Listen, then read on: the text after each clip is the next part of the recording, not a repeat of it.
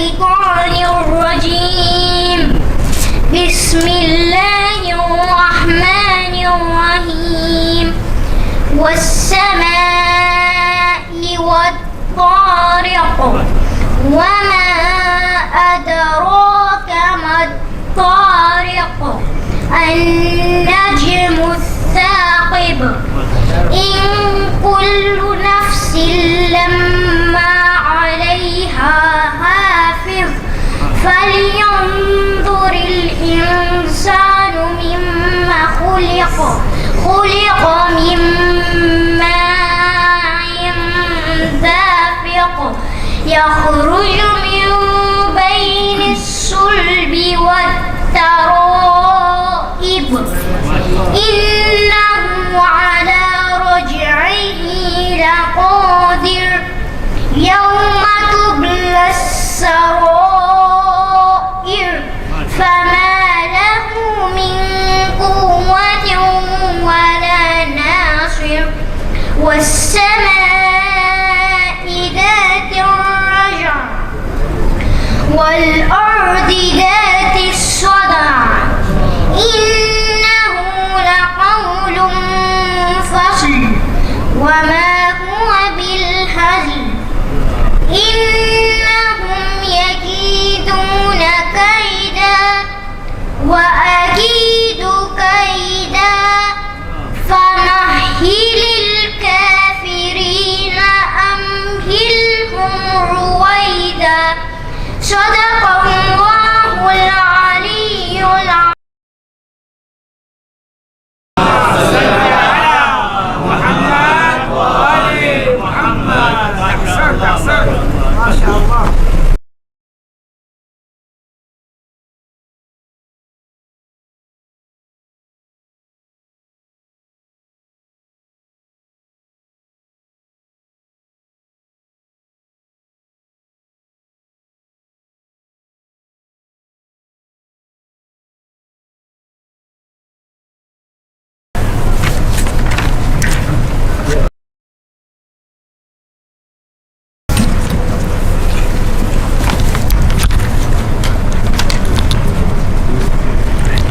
محمد وآل محمد صلوات.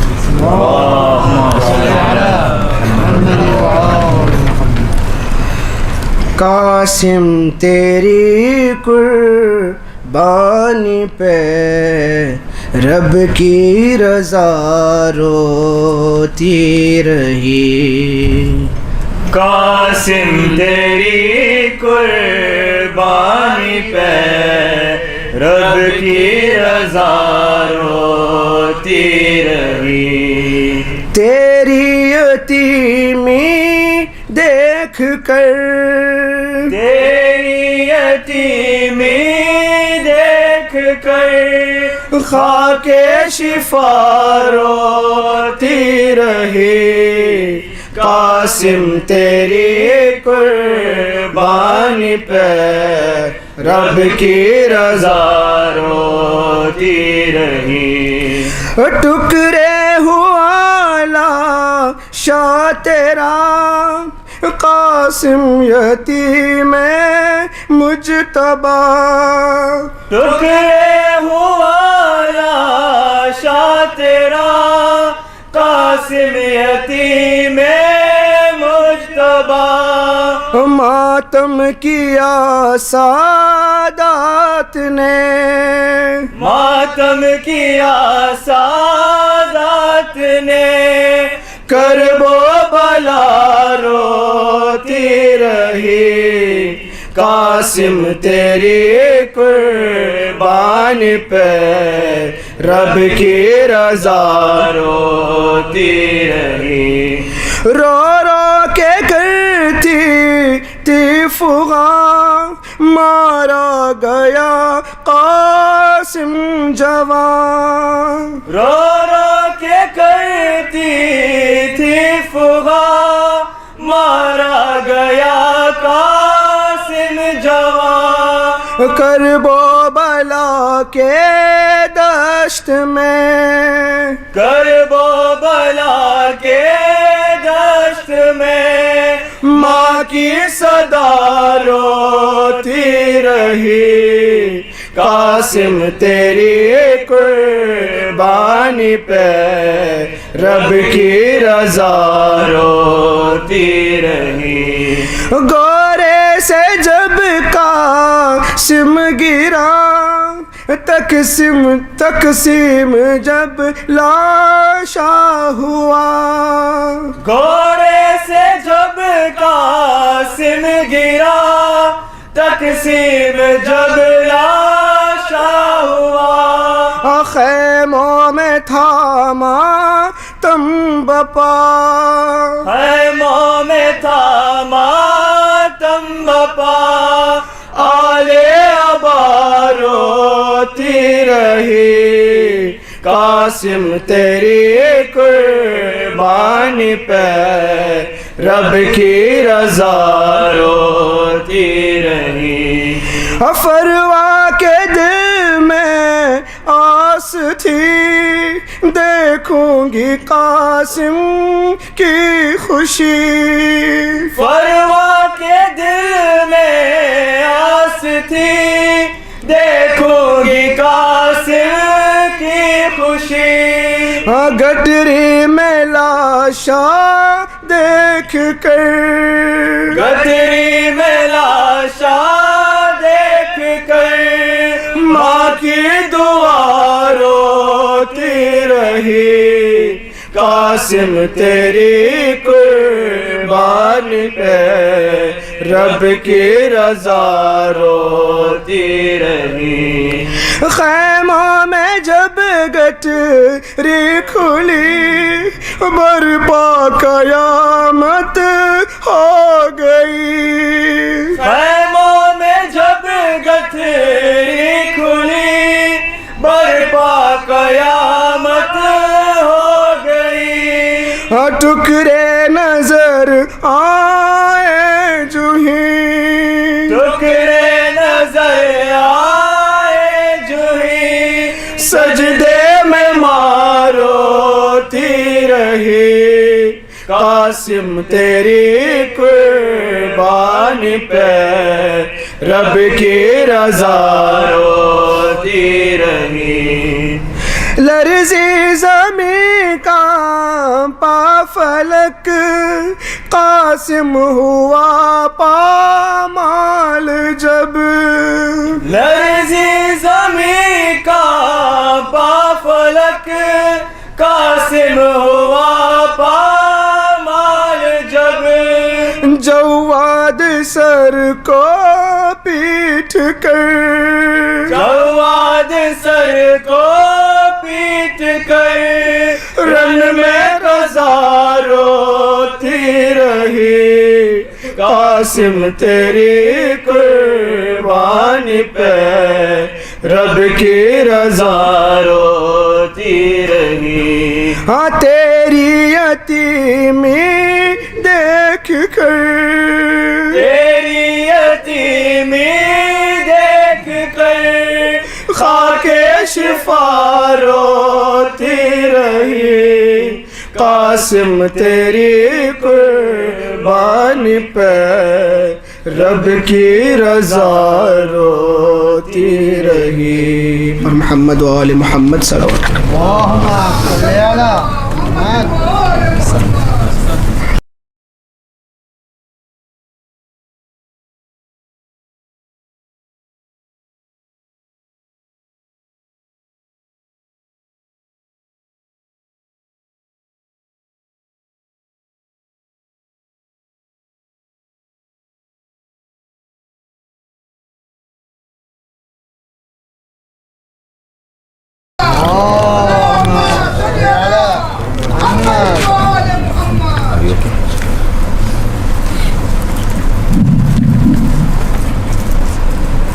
شہن روتے ہوئے قاسم سے کہا، ہو گئی دیر مجھے آنے میں، شہن روتے ہوئے قاسم سے کہا، ہو گئی دیر مجھے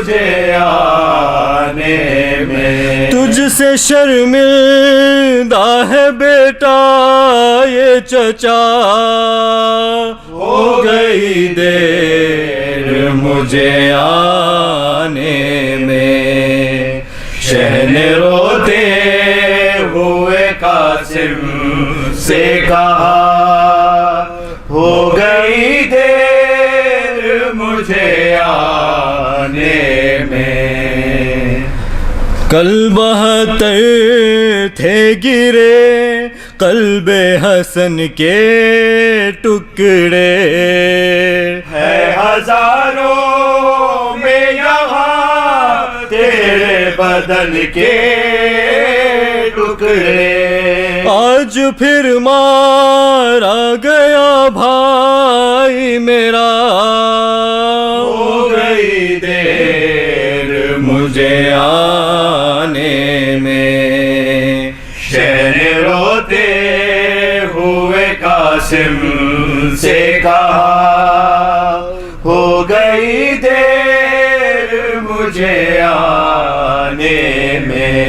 ہو گئی ہو جو کبھی فرض نبھانے میں کمی، جا کے بابا سے شکایت نہیں کرنا میری، مل کے ان سے میں کہوں گا بھی تو کیا، ہو گئی دیر مجھے آنے میں، شہن روتے ہوئے قاسم سے کہا، ہو گئی دیر مجھے آنے میں۔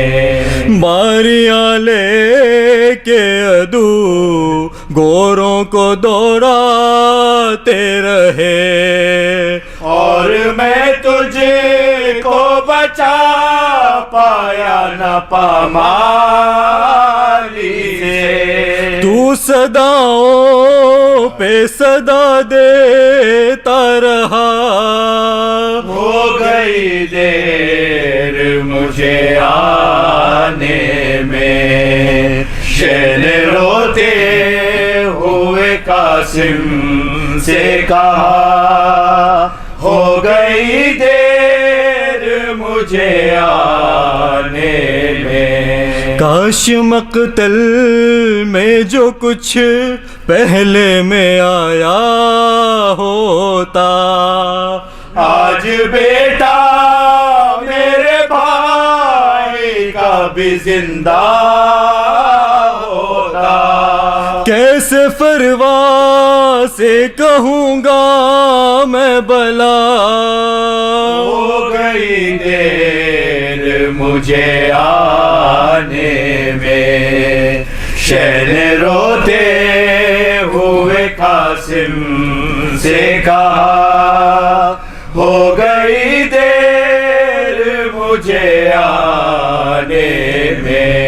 اس قدر جسم تیرا بکھرا ہوا تھا بیٹا، جا بجا خاک سے مقتل کی میں چنتا ہی رہا، پھر بھی تو پورا مجھے مل نہ سکا، ہو گئی دیر مجھے آنے میں، شہن روتے ہوئے قاسم سے کہا، ہو گئی دیر مجھے آنے میں۔ رکھ کے گھٹری میں جو لے جاؤں گا لاشا تیرا، ماں جو پوچھے گی کہاں رہ گیا بیٹا میرا، کیسے ماں کو تیری بتلاؤں گا، ہو گئی دیر مجھے آنے میں، شہن روتے ہوئے قاسم سے کہا، ہو گئی دیر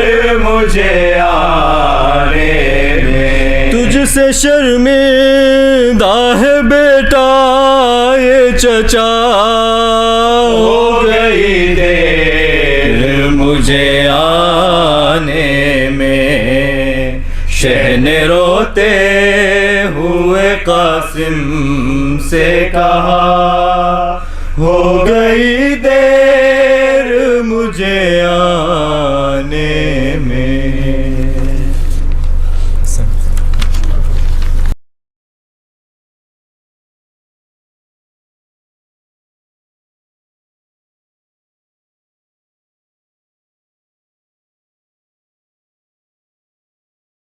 ज़हरनी नमाज बाद लगभग सवा वागे मरहूम रोशनली रजबली मेराली देवजी ना गोडाउन में मजलिस हुसैन अने ત્યારબાદ नियाज में सर्वे भाईओ पधारजो।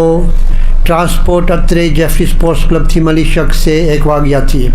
ठेकाणु छे भंडारी कॉलेज ना रस्ता पर इंचकेप शिपिंग ऑफिस नी पासे। आवती काले अत्रे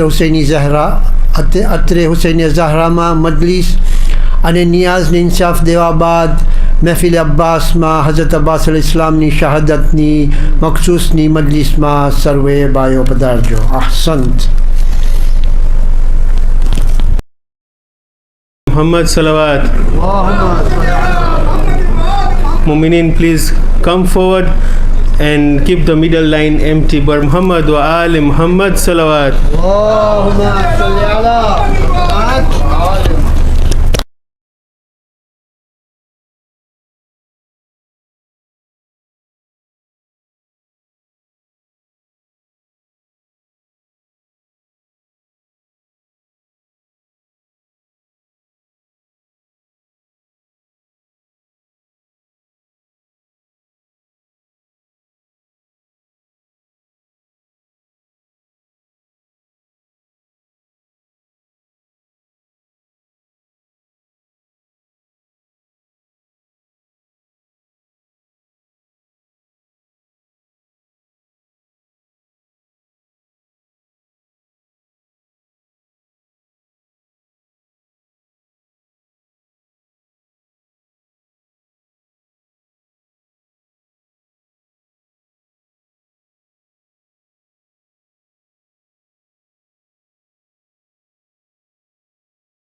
من قرأ الفاتحة.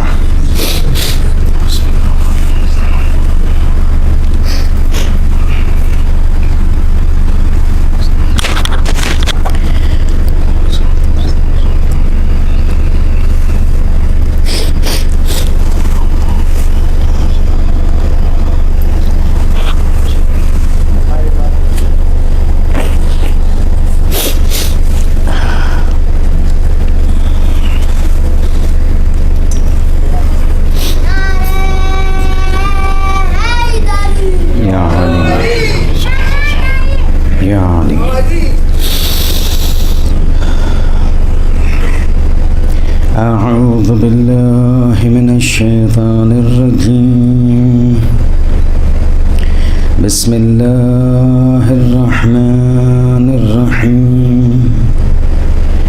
الحمد لله رب العالمين بارئ الخلائق أجمعين، ثم الصلاة والسلام والتحية والإكرام على خاتم النبيين وسيد المرسلين والشفيع المذنبين أبي القاسم محمد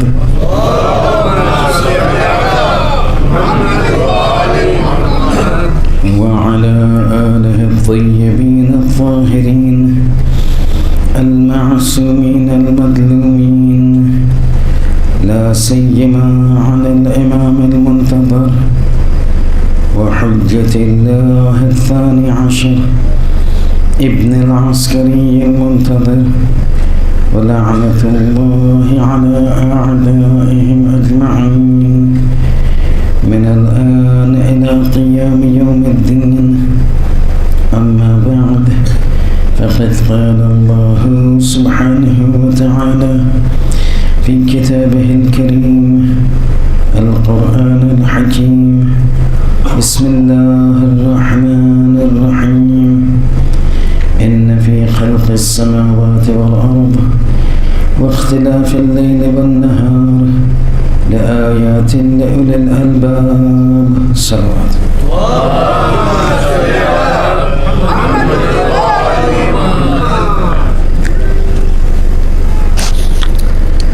Into the 7th night of the month of Muharram, and you can see how quickly the time passes and how quickly the days pass by. And where we were looking at the first night of Muharram, we are almost now into the last 1/3 of the month of Muharram. And this is how a person's life will also conclude. And this is how our lives keep going. In the blink of an eye, when we open our eyes, we realize this is what we are now, on the way out. And at a certain moment of time in life, we need to reflect within ourselves. We have to reflect within ourselves. How much time more do we have left? A boy of 24 can say, my God, my whole life before me. A person like me, every day is a bonus. Thankful to God that He's given me an opportunity to do istighfar. Each one needs to reflect. What does he need to do in the wake of the swiftness of how this life goes? Till a time comes when we'll be asked, "Hi, let's go. Time's up." And then there is nothing that we can do. Then we are at the mercy of whom we leave behind. Kaira, kaira, na kaira, na kaira. At our peril. Anyway, these are the times of introspection, reflection as to how we need to look forward to our remaining portion of the life that we've got. But one thing that we have with us, whether we are careful about it or not, appreciative about it or not, are these individuals, these personalities. They are our only hope. And I keep telling my kids, my family, don't get too much arrogant about your Salatul Layl. Do not get too arrogant about your ibadat. Do not get too arrogant. I'm having problems, so we'll have to keep this loud. So we'll have to, don't get too arrogant about your Salatul Layl. Do not get too arrogant about your ziyarat, your tasbihat. The only two things that you need to depend on will never let you down if you are honest to yourselves. None of our majalis, none of our ziyarat, none of our tasbih, none of our... when you hear these beautiful marsiyas, then you go through a revolution within yourselves. None of these help, at least for as far as we are concerned. For all you know, it could be picked up and put into the trash. There is no khulus. Sheikh, what are you doing? But the two things that we can only depend on, leave everything, two things. One, the mercy of the Arhamur Rahimeen, and second is the shafaat of the Ahlul Bayt. Keep them into the hands. Otherwise, whatever we do, you never know. When Allama Majlisi, his entire 110 volumes of Bihar al-Anwar were told it's trash, bana. You showed it to show your knowledge. 110 volumes thrown into trash. That incident, most of you know. Where do we stand? Allama Majlisi. That Allama, you just mention Allama in academia and they will know it is Allama Majlisi. It's 110 volumes of years of work thrown into the trash. Baba, this is to show your knowledge. What have you done for me? Then we find ourselves into trouble. Anyway, we are over here to discuss our relationship, the relationship of the Hujjat of God and with respect to God. And we said we will be talking about, and we've been discussing about the Alullah and the Baytullah. And all along we've been reaching this point where we were saying that with respect to the Baytullah, Allah subhanahu wa ta'ala has some qawaneen al-taqweeniya and qanoon al-takwini, by means of which He will protect His Hajj, which symbolizes His might, His power, His unity, His tawheed in this world. And from there we went off to understanding what happened in the past when somebody tried to break down the Kaaba and violate His hukm al-takwini. And having discussed Abraha and what happened to his Ashab Fil, we were told a similar incident will take place at the Akhirah, at the hands of an individual for whom all 5 of those definitive signs that are there prior to the arrival of the 12th Imam are related. The man referred to by Amirul Mu'mineen salawatullahi wa salamuhu alayhi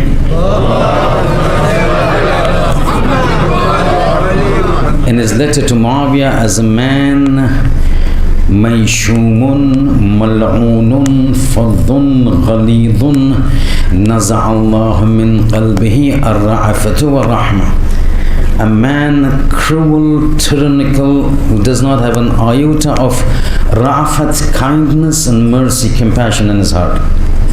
Man by the name of Sufyan.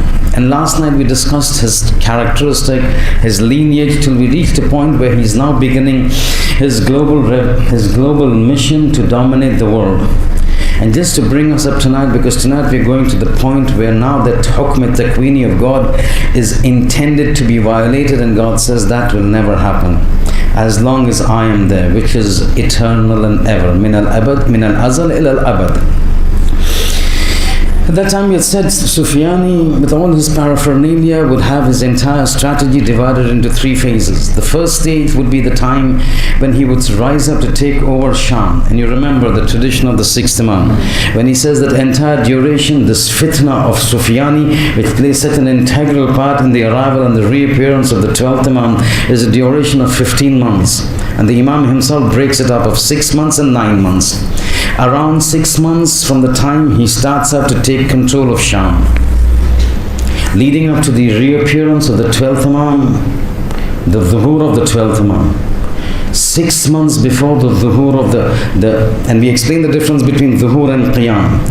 Dhuhur, the reappearance of the 12th Imam. Qiyam, when we are supposed to join the 12th Imam. At that time, the ulama tell us, the riwayat tell us, the ma'asumeen tell us, 6 months before the qiyam of the 12th Imam, 6 months before the announcement in the Kaaba that now I need help, which is on the 10th of Muharram, 6 months before that are going to be very difficult. 6 months before that are going to be very difficult. And difficult in the sense, when somebody asks the 6th Imam, what is the quality, the attribute of those 6 months prior to the qiyam of the Ali Muhammad? Imam says, those 6 months will be of bloodshed. And blood will be shed to such an extent that blood will be flowing into the level of our ankles. How that entire thing starts off, we mentioned the first stage. I had intended to go talk about the second stage and the third stage, but looking at how things are moving, I'll have to restrict myself only to the second stage when he embarks, Sufyani embarks on his expansion policy towards Saudi Arabia and Iraq. So right now we are at a point where this man has stood up. There are 3 power strugglers in Sham. He overcomes 2 of them, sets up his hukumat in Damascus, because Damascus was not his locality. His forces were given a carte blanche to go along, kill everybody that you want, loot, molest, whatever you wanted to do. 60,000 people are killed at that time. Innumerable ladies are molested. Babies are killed. And we mentioned yesterday the atrocities in terms of hard-heartedness that this man would do in killing the babies, boiling them to death. Having taken place, and this is where we stopped last night, a small recap so that all of us are on the same page. Now we move forward very quickly. The second page, as he establishes himself in Sham, which the 6th Imam said would take place for a period of 6 months. Imam says 6 months on a general scale. It's 5 months and some odd couple of weeks. Which is now then he turned, and I will delineate and I will describe the entire event, And then I'll come back and take you through the timeline so that you have an understanding how these 6 months will go from the time Sufyani stands up, it will be in the month of Rajab, till the time the Imam declares and commands his allegiance from all of us on the 10th of Muharram. How the entire timeline will unfold, I will tell you with those major timelines and major events chronologically. So now he's in complete control of Sham. He's now completely intoxicated with power. He's got a massive army. He's got the whole Sham under him. And now he has his global expansion policies. Who? Sufyani. So the first thing he wants to do is he goes south. He doesn't need to go north, because north is Turkey. Turkey was not a big player at that time in terms of, will not be a big player of that time, because the entire focus will be in the Middle East minus Turkey. So everything south of Syria, southwest of Syria, southeast of Syria, and southwest of Syria. So the first thing he wants to do is he wants to go to south, which is Iraq. His intention, we remembered last time what we said. The Riwayat tells us this man is one of the most vehement, one of the most vociferous enemies of Ali. And anybody who has any adherence to Ali, anybody who says, Alhamdulillah, alladhi ja'alana min al-mutamassikina biwilayati Ali ibn Abi Talib, is at the point of sword of this man. Where is the focus? If you're in Syria, which is the focus of this entire category nearest to you? South Iraq, and then you go further down to Iran. And both these countries are in the crossfires of Sufyani when he comes. Both these countries, because both of these are Shiite oriented. Yes, you have in Lebanon, yes. You have portions in Kuwait and Bahrain. Those are minuscule. The two major regions, Iraq and Iran, and both of them he targets. So he comes down to south, crosses the border, in a region called Qirqisiya, we mentioned last night. That is the first point of his expedition, military expedition into Iraq. Over there, as he's entering, people are aware by now. What's happening in Ukraine and Russia, everybody knows. What happens then by Sufyani when he's talking about, when he's taking over Sham, everybody knows. It's not a small phase, it's a 6-month phase. So the world knows what is happening. Now when he's moving south, the people over there at the border are ready. And a massive fight ensues between the forces of Sufyani and the defendants in Iraq. But the numerical superiority of Abu Sufyan was of such a nature that he eventually overpowers those opposing factions. Riwayat tells us 100,000 people killed over there at that time. 100,000 people killed, he's emboldened. He loots, he plunders all those around 50 odd villages in those regions. He's filled up his coffers, the bounties are given to his army. He's happy, the army is happy. Albatta, he's not there in the army. He's directing all the operations from Sham, just as Yazid did when the event of Karbala was taking place. When this is happening, and now Qirqisiya is under his control with all the surrounding villages, he issues orders to his commander of the army over there. He said, you need to split. You need to split. 100,000, 130,000 will move from this entire massive army. The remaining will stay down over here. Riwayat tells us afterwards of the rule of the narration of one individual from this army who goes eventually to meet the Imam. He says the army that remained behind was approximately 300,000 people. 300,000 he leaves behind. He says these need to split into two. 130,000, this group you won, you stay over here. Out of this 130,000, I want you to head towards Kufa, eventually heading back to Najaf, because Najaf is that haram that he wants to target. He knows for the entire Muslim world, the object of reverence is the holy house of God. But that's still in Saudi Arabia. But for the Shiites, the house of God, the house of Alullah is in Najaf. So he wants to reach Najaf. Has to go through Kufa. So he's now heading. As he's heading to come towards Kufa, he has to pass to Baghdad. One of us know when we land, we go into Baghdad first. Then we come into Kufa, into Karbala and Kufa. He comes into Baghdad. We're not going to do into deep. 18 days he stays in Baghdad. And the mayhem that he unleashes in Baghdad is only to be to be spoken of. We are not over here to speak about the details. We are here to reach that point when the hukm of the Queen of God with respect to Baytullah is being violated. 18 days he massacres Baghdad. And remember this. Baghdad has always been prophesized that nearing the end of times, nearing Akhir Zaman, nearing to the arrival of the 12th Imam, Baghdad is one of the cities that is definitely going to be decimated. One of the conclusive cities that have been absolutely certain that will be destroyed is Baghdad. Baghdad will be 18 days, he will run riot in Baghdad. Baghdad will be decimated.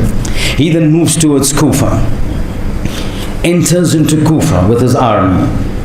3 days he's there in Kufa. Who? Sufyan. There he creates mayhem. Killing goes on, and the idea is just kill, because these are all followers of that individual by the name of Amirul Mu'mineen. They cannot survive. And mayhem takes place in Kufa. People are killed left, right and center. But his rule, his hukum was one: kill the people. Hold back the women folk. Hold back the ladies. Rawat says 70,000 ladies and women folk were taken prisoners. Houses are looted, men were killed, babies were killed, houses plundered. Every kind of wealth that could be wealth that they could put their hands on was collected. And this entire entourage, it was gone, it was overrun. Kufa was overrun. It could not stand up against, it will not stand up against Sufyani. Riwayat, I'm narrating riwayats. Now, obviously I cannot bring you individual riwayat. I'm collecting a few riwayat to portray a picture before you. So Kufa is overrun. 70,000 ladies, women folk are collected. They are put as cattle. They're put as provisions. Just as our luggage. That's how they are taken, and they're heading back towards the border of Sham. They came from Sham into Iraq, Kharkisia, come to Kufa, Kufa overrun. Now he says to them, now because you've got such a lot of stuff, go back, I'll tell you where to go. As these people are receding back, remember, Najaf they want to go. He says, hold on right now, strategically go back, because you're overburdened by this. Go back, lay camp, place this, and then move forward. As this group is going, now very quickly I'm running through. 2 groups of people from the supporters who eventually will support the 12th Imam suddenly rise. One comes from Yaman by the name of Hassan. He's referred to as Sayyid Hassani, or also referred to as Sayyid Yamani. Remember last time when we mentioned those 5 signs, definitive signs? An-Nida min al-Sama min al-Mahtum, wal-Sufyani min al-Mahtum, wal-Yamani min al-Mahtum.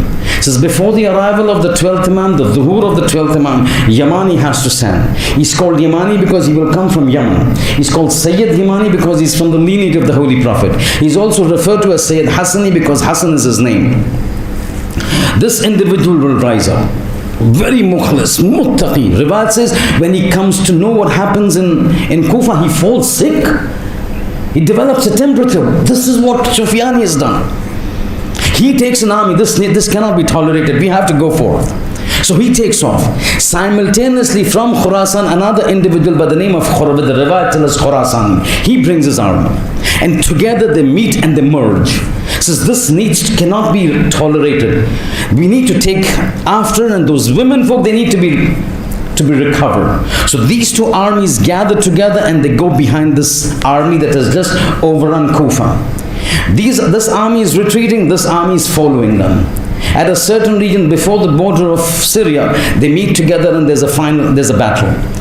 With the mercy of God, with the help of divine help, the forces of Yamani and Khurasani defeat that particular battalion of Sufyani. They get all the 70,000 people back. The girls back, the ladies back, the women folk back, all the things that were plundered goes back to Kufa. Jena garma apotud, return back to them. This is where things stand now. While this is happening in Kufa, which is in Iraq, something is happening in Medina. He started his entire program in Rajab. Over here, now what is happening is that the armies come inside. He's taken over Kufa. That particular battalion is lost. While this is happening in Medina, something else is happening in the month of Ramadan. In the month of Ramadan, the 23rd month of Ramadan, Jibreel calls out, Ya ma'ashar al-nas, your Imam has reappeared. So now in Medina, the Imam has reappeared, but he's not called out to us for help. So we are not supposed to go to him. that Qiyam and Khuruj will take place on the 10th of Muharram. As this is going on in Medina and the army of Sufyani, that particular battalion is massacred, decimated, he's got still 300,000 people waiting from that major army office. At that time, word reaches from Sufyani to that particular general. This army is lost, not a problem. We got enough people. We got enough people with you. We got enough people in Sham. I want you to go to Medina. Medina for what? He says, that is the man I've been waiting for. And you know that, yeah? All along in history, everybody has been waiting for that man that you and I refer to as Imam Zaman. Ajjalallahu ta'ala farajahu sharif. He says, that is the man I want. That is the man that we want. Now, Riwayat tell us he may assume himself to be Abu Sufyan's lineage and from the lineage of Muawiyah. But Riwayat tell him he usually moves around with a cross in his neck, Sufyan. And his backers and supporters are people from the Riwayat use the words which the people in those times would understand, the Romans, or Rumi. Romans means the Christians. They would not have understood Christians, but they know the Roman Empire, those people in those days. Because these are prophecies from the time of the Prophet and Amir al-Mu'mineen. They know what is happening. They know two superpowers, the Persian superpower, the Persian Empire and the Roman Empire. To classify the Christians, they said the Romans. He is supported by the Christians of those times. Who it is, what powers that we don't want to discuss. But he will be sporting a cross around his neck stating, I'm from the lineage of Muawiyah and Abu Sufyan. Again goes to testify the fact that they never brought Iman. Neither Abu Sufyan brought Iman, nor Muawiyah brought Iman. Muawiyah, you know that incident here? The time for Adhan comes with Mughira, his friend. And Adhan comes, Ashhadu anna Muhammadan Rasulullah. And this person flies in rage. And Mughira says, I've never seen Muawiyah fly in rage so much. He turns to Muawiyah and says, but why are you so upset? He says, do you not hear the Adhan? He says, yes, I'm hearing the Adhan. He says, did you not hear that name? He says, which name? He says, just now that you heard. He says, the Holy Prophet's name. He says, yes, that Muhammad's name. He says, so what's wrong? He says, I've achieved so much. I'm a superpower in Sham. I've brainwashed the people of Sham to the extent that I can offer and lead Jummah prayers on a Wednesday and nobody stands up. I've brainwashed the people of Sham to such an extent that I can tell them, take gourd, the gourd, fruit, vegetable. He says, I brainwashed the people of Sham that if you want to cut this vegetable, it is like killing an animal. You need to face the Qibla, you need to take the name of God, and then you need to cut it. Only then this will become halal, and the entire people of Sham would do that. This is how I've got control over their minds. But one thing I've not been able to do is take out the name of Muhammad from the adhan of this community. This is Sham, this is Muawiyah in Sham. Yesterday you heard what Yazid says, La'abat Hashimin bil mulki fala. Today morning, today afternoon, khutbah. Father is this, Abu Sufyan, the most staunchest of the enemies of the Holy Prophet. His son Muawiyah talks this about the Holy Prophet. The son says there is no Quran, no revelation, no wahi, no Allah, no Jannat, no Jahannam. The son then comes up with a cross supported by the Christian forces. When this army is decimated, he says, go to Medina, because this is the man I'm looking for. This is the man, he's now the focus of the entire Shiite world. This is the man they have been pinning their hopes for centuries. I want to kill him. So all of this army goes towards Medina. He says, go to Medina. This 300,000 force goes to Medina. When they go to Medina, problem. The man they were going to look for, Mahdi, is not there. You know why? Because when this army took off from Qirqisia to go to Medina upon the orders of Sufyani, Allah revealed to Mahdi, you need to go to Makkah. The riwayat says, what is this? Hadith over here, where Amir al-Mu'mineen in Khutbatul Bayan says, he used the word Yahrub, means he will flee.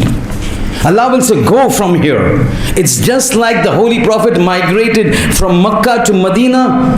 Many times the Riwayat says he fled, which is true.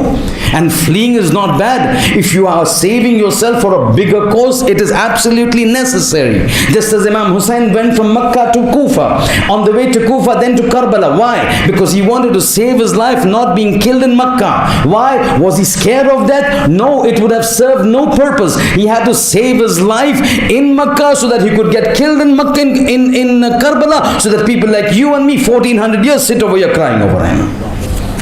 So fleeing is not a problem. Riwayat says Allah will tell Imam Zamana, flee from here, go from Medina to Makkah. This entire army, Sufyan is under the impression that Imam is in Medina. Tells his army, goes to Medina, get hold of this man, kill him. The army enter Medina, they start looking for him, he's not found in Medina. And Imam was in Medina. 23rd of Muharram, when the announcement is made of Zuhur, Imam is in Medina. We've said this before. Zuhur will take place in Medina. Qiyam will take place in Makkah. Imam tells him, Allah tells Imam, go to Makkah. These are all taking place. وَمَا يَنْتَقُ عَنِ الْهَوَىٰ إِنْ هُوَ إِلَّا وَحْيٌ يُوحَىٰ. This all takes by means of wahy. Everything in the Akhirul Zaman is direct relation and communication between Allah and His last hujjat. Allah tells him, you go to Makkah. Imam leaves Medina, goes to Makkah. This army lands up in Medina. Where is that man? We want him. Just as Ibn Ziyad started looking for a Muslim, Ibn Aqil in Kufa. This man, this entire army looks for that man in Medina. Not found. Not found. Where is he? Oh no, he's gone to Makkah. Message goes to Sufyani, what do you do? What do we do? So just finish off Medina. And they finished off Medina. And they finished off Medina.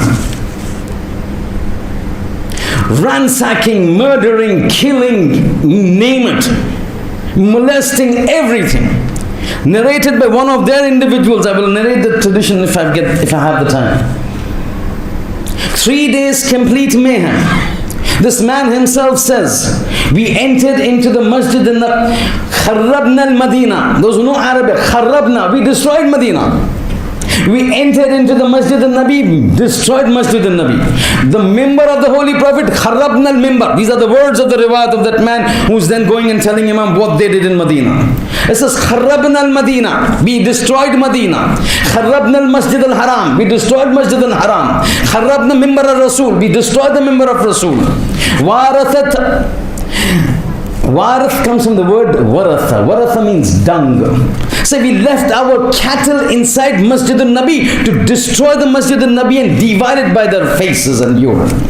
We put all our animals inside Masjid al-Nabi. Is this the masjid that is your second best masjid in the world? We will sort it out. We put all our animals inside. They were throwing dung all over the place in the Masjid al-Nabi. Then the order comes from Sufyan.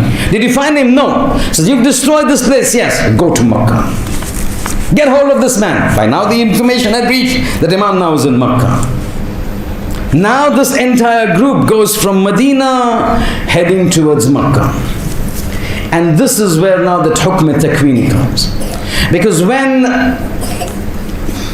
Sufyani gave them the order, move from Medina to Makkah, he says, I want you to do two things. One thing that I want you to do is to go to Medina with two objectives. One, to destroy the Kaaba. I want this edifice destroyed because this is the sign of Islam. It has to be uprooted, supported by that group. This structure has to go down and find that man and kill him. Now the hukm of takween of God is anybody who wishes to destroy the Kaaba, Allah will come back with full force. Here there are two things. Destroy the Kaaba, which is of stones, and also destroy the Kaaba, which is of soul, the Alullah, the representative of Allah. In that 5 definitive signs, one of the signs was that it goes like this: An-nida min as-samaya, an-nida min al-mahtum, the sound in the skies will be a mahtum. Sufyani min al-mahtum, Yamani min al-mahtum, wa khasf al-bayda min al-mahtum. I said, this I have not explained to you. This army goes from Medina to Makkah. As they're going from Medina to Makkah, between Medina and Makkah there is a region by the name of Al-Bayda. This is where they are at this point of time when this event takes place. The violation, the intention to violate the holy Kaaba, violate the hukm al-takwini. We have said before, and I've referred, Ayatul Jawadi Amri, Surah Hajj, verse number 25, says anybody who intentionally wishes to destroy Kaaba, Allah will not allow it. These people upon the orders are going primarily for that instance, for that reason. They reach the place called Al-Bayda. At that time, Allah sends Jibreel down. See, now this is the final stage of the Akhir al-Zaman Kamil. At that time, all those small little things go. These are now real stuff. This is big stuff. Jibreel comes down. Riwayat says Jibreel comes down and orders the angel, orders the land. Ya Ard, destroy the enemy of God. At that time, the Riwayat says a big explosion takes place from the earth next to where this entire army of Sufyani was. 300,000 people. The order of Jibreel comes, Ya Ard, O earth, destroy this enemy of God. An infijar takes place, an explosion takes place, and this whole earth splits apart. And this entire 300,000 force of Abu Sufyan, of Sufyani, goes into the earth. This is referred to as Khasful Bayda, one of the definitive signs during the arrival of the 12th Imam. This has taken place, Imam is in Medina. I forgot to tell you one thing so that we get an idea. In the month of Ramadan, the announcement is done that the Imam has done Dhuhr in Medina. The attack takes place in Kufa on the day of Eid, Eid al-Qurban. So let's put the timeline. Rajab, Abu Sufyani rises up. He moves over in the month of Ramadan. The nida comes. Rajab, 3 months later, the nida comes, the sound comes, the voice comes that the Imam has done Dhuhr. So the 3 months, on the 3rd month after the rise of Sufyani, Imam is doing Dhuhr. On the 10th of Dhul Hijjah, the attack of Sufyani takes place in Kufa. The army is decimated, and now the other part is going towards Medina. At that point of time, Riwayat says on the 25th of Dhul Hijjah. And that is why this month of Dhul Hijjah, in a month prior to the arrival of the 12th Imam, you've got numerous traditions and details and mutawatir. Nobody can say these are forged. In hundreds from various different chains of narrators. Specifically this month of Dhul Hijjah. This month of Dhul Hijjah is regarded as a very dangerous month. And all the Masumin, when they talk about Sufyani, they mention this month. On the 25th of this month of Dhul Hijjah, in the precincts of the Masjid al-Haram, next to the Kaaba, that boy, that young man by the name of Muhammad, referred to as Nafs al-Zakiyah, is killed. Simultaneous in Makkah that this is taking place, in Medina, his cousin, Chacha no Chokro, is killed in Medina by the forces. There the cousin is killed, here Muhammad is killed, Nafs Zakiyah, 25th of Dhul Hijjah. 15 nights later, on the 10th of Muharram, the announcement comes from Jibreel, Ya Ma'ashar al-Nas, O people, your Imam is calling you for help. The entire timeline takes place. There, at the time of Abraha, we are trying to understand the relationship between Alullah and Baytullah. At that time, when Abraha decided to destroy the Kaaba, Allah says, no way this is going to happen. Sufyani, with all his might and all his power, saying, I want to destroy the Kaaba. In the Akhir Zaman, Allah will say, I will not let that happen. And I will make sure that this event of Khasful Bayda take place. And it is so definitive that this becomes one of the 5 signs of the arrival, or in the aftermath of the arrival of the 12th Imam. This is what we say, Hukm Takwini. Allah, when He wants, He will intervene. Just because He lets certain thing go doesn't mean His hands are tied. His hands are tied. When He wants to act, He will act. लेकिन यहाँ जो है एक जुमला मैं अर्ज करता चलूँ ताकि जो है वो एक बात, अब वो हदीस को रहने दीजिए वरना बहुत लेट होगा। देखिए यहाँ जो है वो एक मसला जो है मैं आपको एक ताकीद कर लूँ और थोड़ा अलर्ट कर लूँ। देखिए जब आप کسی بھی نشانی اور علامت کے بارے میں سن چکے تو کبھی بھی جو ہے وہ ایک ڈیفینیٹو اوپینین آپ دے نہیں سکتے کہ بھئی یہی وہ واقعہ ہے جو ہمارے پاس معصوم نے بیان کیا تھا امام کی آمد کے لیے، کیونکہ یہ جو ہے وہ اتنا مس انڈرسٹینڈنگ اور مسکنسیپشن ہے. خصوصیت کے طور پر جب داعش آئے تھے اتنی بڑی بات ہو رہی تھی، اتنی بڑی بات، یہ داعش ہی جو ہے ابو سفیانی، یہ سفیانی کا گروہ ہے، دیکھیں کتنی تباہی مچا رہا ہے، دیکھیں عراق میں آ کے تباہی مچا، سیریا میں آ کے تباہی مچا، روایت میں ہے شام کو جو ہے تخریب ہونا ہے، خراب ہونا ہے، عراق کو خراب ہونا ہے، دیکھیں داعش کر رہی ہے، یہ سفیانی کا لشکر ہے. کیا ہوگا داعش کا؟ کہاں ہے داعش؟ کہاں ہے آپ کا سفیانی؟ کہاں ظہور امام؟ اس وقت جب یہ ہوا تھا اتنے سوال، شیخ کیا یہ سفیانی ہے؟ لگ تو رہا ہے ایسے سفیانی، روایت کے مضمون سے یہی بتا رہا ہے کہ یہ سفیانی. بابا یہ سفیانی نہیں ہے، نہیں یہ ہو سکتا ہے، کیا فائدہ ہوا، کیا ہوا؟ We have to be alert. We can't just pick up any situation that we see and find out that and state that یہی وہ نشانی ہے جس کے بعد امام کا ظہور ہوگا. Let me give an example.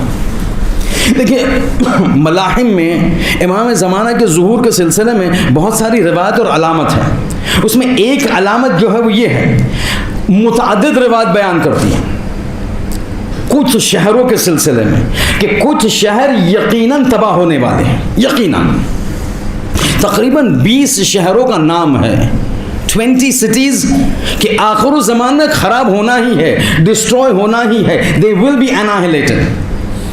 اور روایت کے جملے بھی ہیں، نام بھی بتایا گیا ہے، بعض اوقات بتایا بھی گیا کہ کس طرح جو ہے وہ نابود ہوگی، کس طرح جو ہے ان کی پوری social fabric will be destroyed، حتیٰ مکہ اور مدینہ کے سلسلے میں. لیکن ہر شہر جو ہے جنگ کے سلسلے نہیں ہوگا، کچھ جنگ کے سلسلے میں تباہ ہوگی، کچھ سوشل انریسٹ کی وجہ سے تباہ ہوگی، کچھ چیز جو ہے وہ نیچرل فینامنا کی وجہ سے تباہ ہوگی. ڈراؤٹ، کھانے پینے کا نہیں، مثلا مکہ اور مدینہ کا جو ہے وہ خراب ہونا ہے سچویشن. من الجوع خراب المدینہ والمکہ بالجوع، اتنی بھوک ہوگی، کھانے پینے کی جو ہے وہ مشکل پڑ جائے گی، خراب ہو جائے گا سچویشن میں. تقریباً 20 سٹیز، 20 شہروں کے سلسلے میں. تو مثلا مصر کے بارے میں، مصر کو خراب ہونا ہے، ڈسٹروائے ہونا ہے، بصرہ کو ڈسٹروائے ہونا ہے. مزے کی بات یہ ہے کہ کچھ سٹیز کے بارے میں اس طرح کہا گیا ہے کہ جب تک یہ سٹی ڈسٹروائے نہیں ہوگی، یہ سٹی ڈسٹروائے نہیں ہوگی، یہ ہونے کے بعد یہ ہوگی. روایت بتا رہا ہوں میں، ایک روایت میں کہ خراب مصر کو خراب ہونا ہے، خراب بصرہ کو خراب ہونا ہے. مگر اس کے بعد تابر تو جملہ ہے، بالکل اس کے فور جملہ ہے، مصر کو ڈسٹروائے ہونا ہے. دوسرا جملہ بصرہ کو ڈسٹروائے ہونا ہے. تیسرا جملہ مصر آمنۃ حتی تخرب البصرہ، جب تک بصرہ خراب نہیں ہوگا، ڈسٹروائے نہیں ہوگا، تب تک مصر نہیں ہوگا. یعنی پہلے بصرہ ڈسٹروائے ہوگا، اس کے بعد مصر. یعنی روایت دیکھیں اتنی ڈیٹیل، پیشن گوئی معصوم کی، یہ پورے حوادث معصومین کے سامنے ہے. وہ مصحف فاطمہ کس سے کہا جاتا ہے؟ مصحف فاطمہ کا تو آپ کو پتا ہے نا کیا ہے. مصحف فاطمہ وہ مصحف ہے کہ جب رسول خدا کے جانے کے بعد بی بی جو ہے وہ بہت غم زدہ تھی، بہت ہی زیادہ غم زدہ تھی، حزین تھی، رویا کرتی تھی. وہ تو سب آپ کے علم میں ہے. تب جو ہے اللہ پروردگار عالم جو ہے وہ جبرائیل کو نازل کرتا تھا کہ جاؤ میری کنیز کے ساتھ بیٹھ کر دلداری کرو اور پورے آئندہ کے تمام واقعات بیان کرو. تو جبرائیل آتے تھے، دلداری کرتے تھے بیوی کے ساتھ، تمام آئندہ کے واقعات کو بیان کرتے تھے. بیوی جبرائیل کے جانے کے بعد مولا کو بلاتی تھی، کہتی تھی علی یہ لکھو کیونکہ یہ مجھے بتایا گیا ہے پروردگار عالم کی طرف سے کہ آئندہ یہ سب واقعہ ہونے والے ہیں. بیوی ڈکٹیٹ کرتی جاتی تھی، مولا کائنات لکھتے جاتے تھے. جب پوری کتاب ہو چکی، تمام آئندہ کے واقعے کی پیشن گوئی بن گئی مصحف فاطمہ.